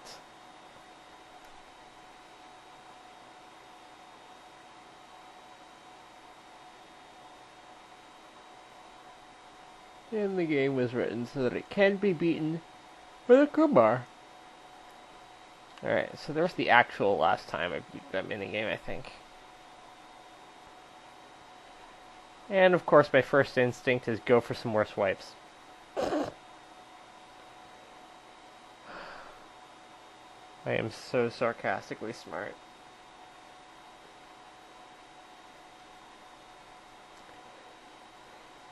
So if you're trying to do this yourself, don't go for these. If you want to accomplish anything, just keep spinning in circles. That's the way to frag this dude, is to keep spinning in circles. He will gradually start to open his head more and more.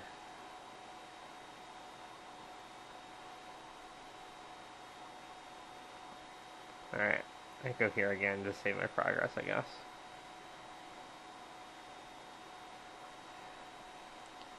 And someday he'll open his head for a really long time. And he'll be at 1 HP. You'll click him with a crowbar, and you'll be a winner.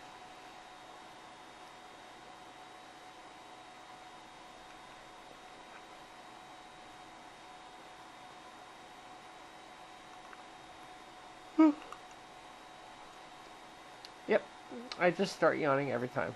Well, lesson learned. If I try to fraps this, I am going to yawn. And there's the drip. He has very much drip now.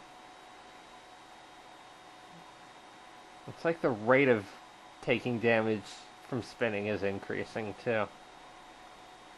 He's dying faster now. Parabolic growth or something. Or parabolic shrink or something? Whatever. He's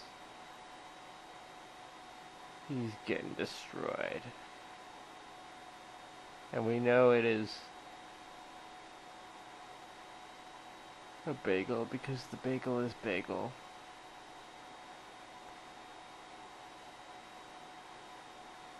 Power of the ages. They did a good job making this thing ugly. They just modeled it after a baby and that was all they had to do.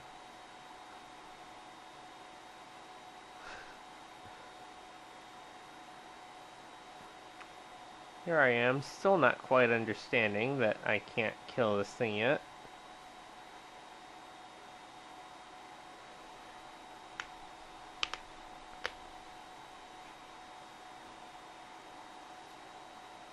More spinning.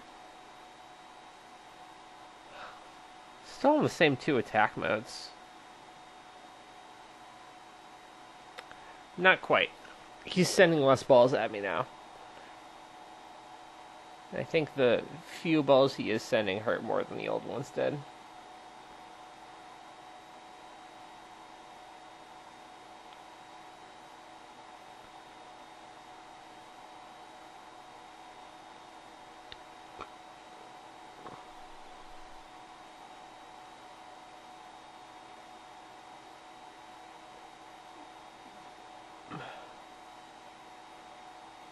More spinning.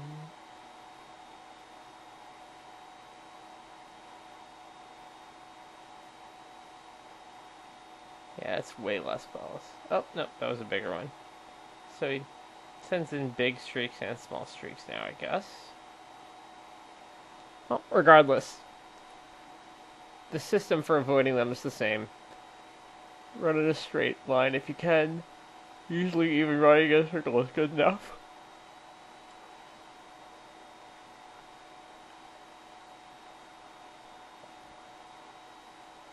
Just want wide arcs. Big circumference.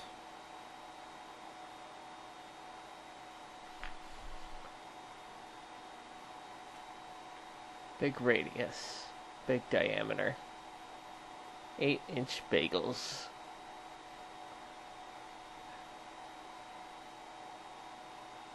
You guys think that girl just goes around measuring bagels all the time?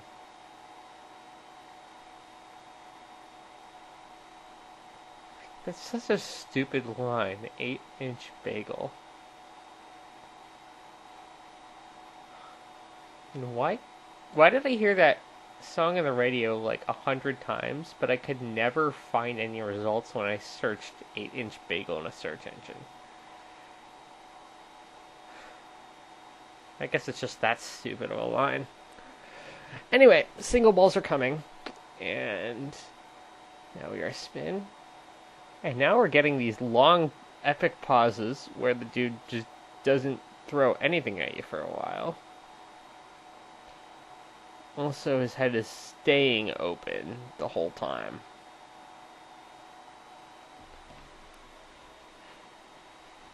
We keep going, keep spinning, keep saving. Just F6 every 5 seconds, unless... Well, after every attack, really, is the best timing. F6 after every attack. I don't know if I was actually doing that here and then just dying so much that I kept loading and not seeing it or not. I think I probably went too long without saving it a couple of times like this.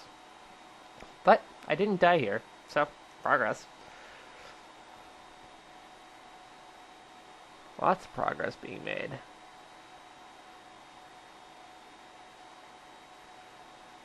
Well, it seems like you might already be at the end, but just keep spinning.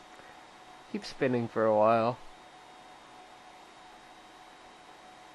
It takes a solid 10 plus minutes, even when he's at this nearly fully defeated state, to just drain his HP all the way down to 1. It's just that last point. This is all you gotta do with the crowbar.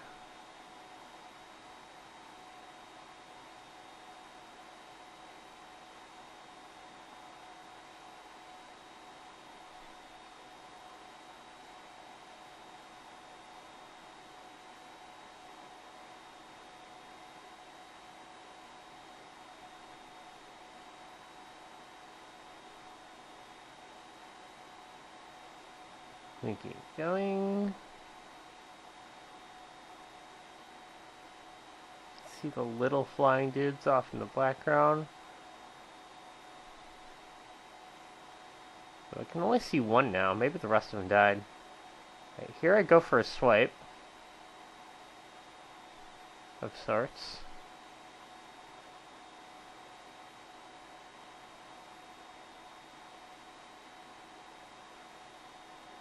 I went on the wrong bling. Nothing happened. Here I go for another swipe to see if he's dead yet, because I spun for so long under a seemingly almost dead dude. Got some clean hits in there. Nothing happened.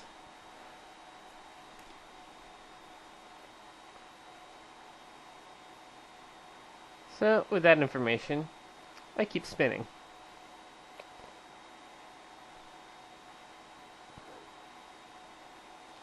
It takes a while.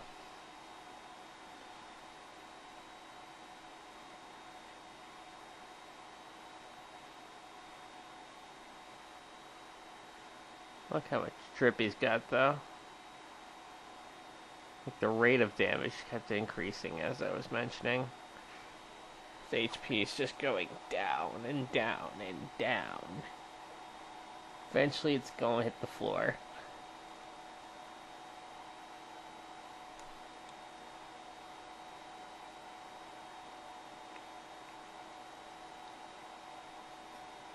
Imagine living like this. Just in a house full of crystals. You don't actually do anything, you just control things. Like, by thinking about them.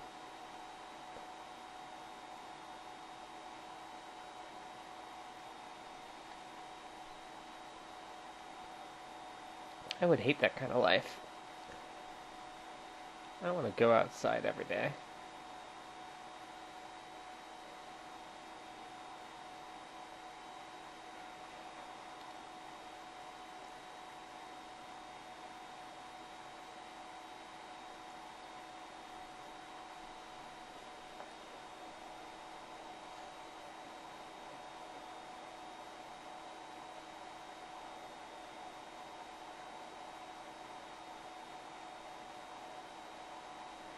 Well, almost there.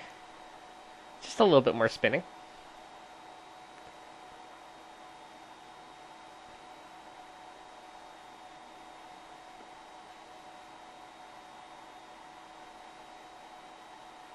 A lot more dripping. See, this is why you don't want to have drip. If you have drip, you just die. If you don't have any drip, if you're a perfectly sealed container, you can live fast, die old.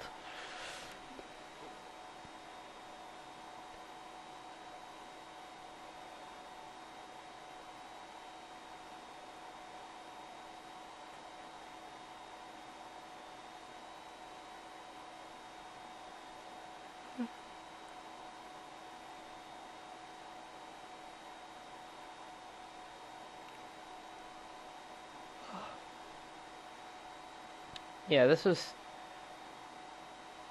pretty much as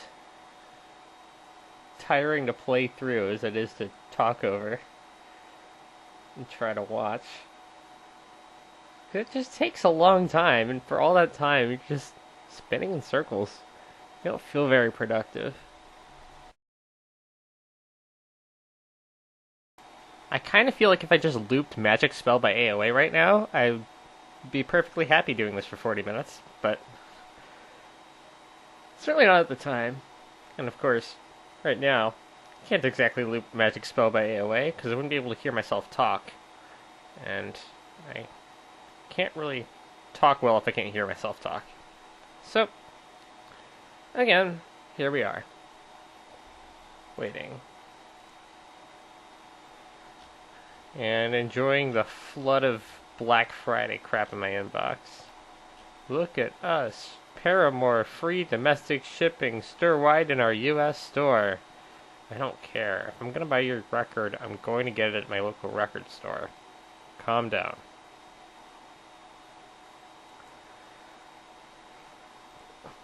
Anyway, the drip. Right. We're giving this guy drip. We're taking his drip? We're causing this guy to drip, and then we're eating the drip.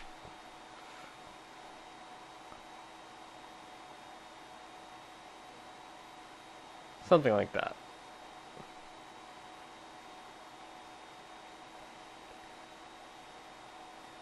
I wonder what those floating fireballs around him do. Maybe that's part of how he levitates?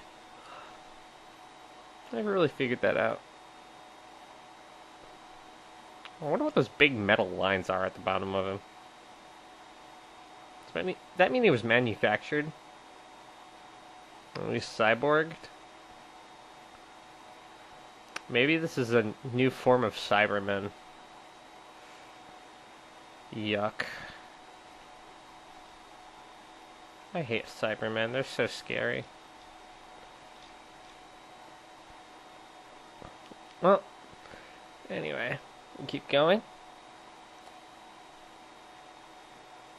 About 4 more minutes left by the looks of the thumbnails on my Magic Vegas.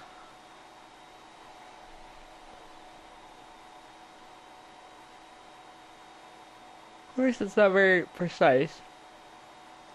I could destroy this guy at 4:16:35. I could destroy him at 4:18:05.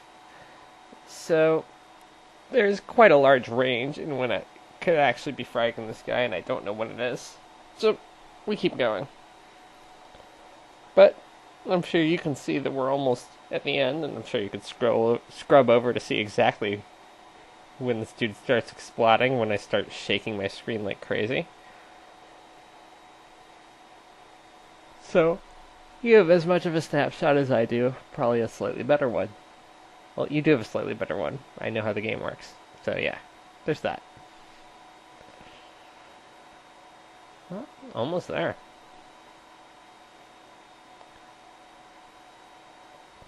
I admire my past self for having the patience to keep spinning for this long. But after so many failed swipes, it kind of makes sense that I understood I had to do this. And we keep going.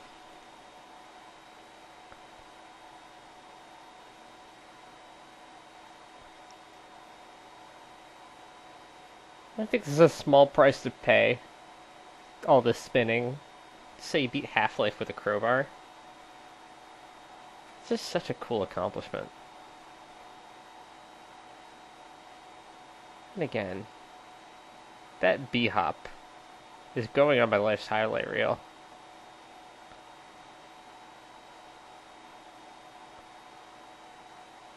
Felt so good.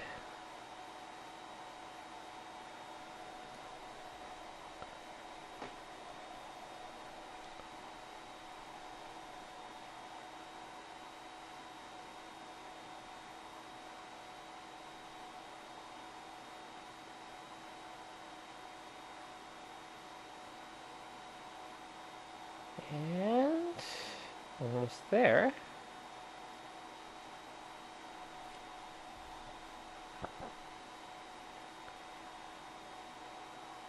We are about 45 seconds away from the last death I had in this run, which I didn't leave in. I cut it like usual, so we'll see the ending after that point.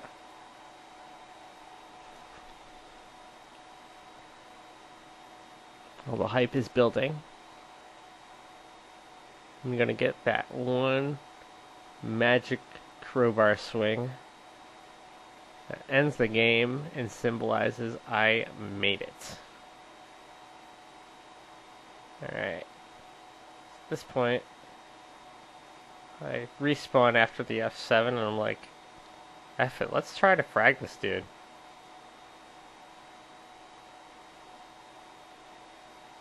And there it is.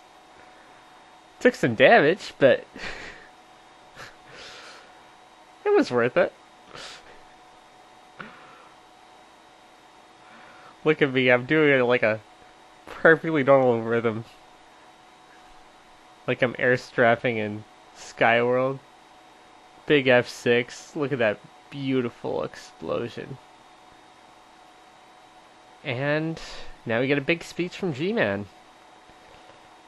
Alright, I guess it's time for closing thoughts on the speedrun.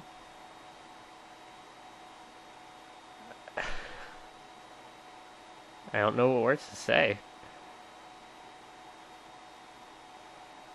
Thank you to the developers and to the product managers and to every other person involved with making this game the greatest single-player game in history. I'm going to keep playing it multiple more times in the future. And it's had a huge impact on my life. I love it very much. This is probably the most monumental accomplishment I've had in this game so far.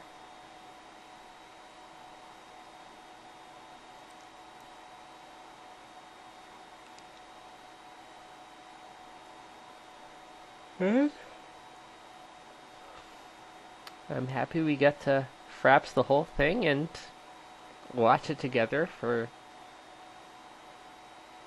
the remainder of the future.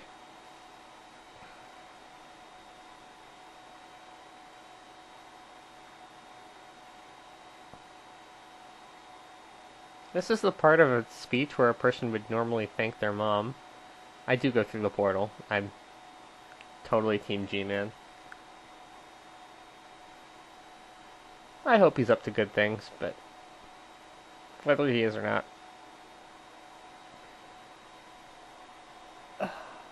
I'd rather survive than not survive right now.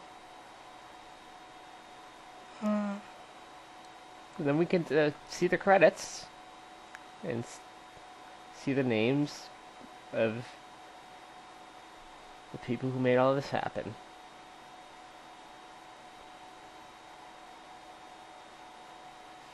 And that's the game. Thanks for watching. I don't know if anyone actually watched this whole thing all the way through, especially in one sitting. If any of you did, you're awesome. Is awesome the right word? I don't know. But that's the word I'm going to use.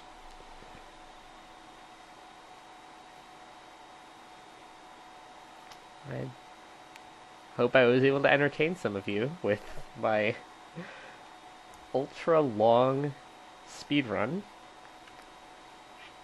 And until next time, that's a bad kitty.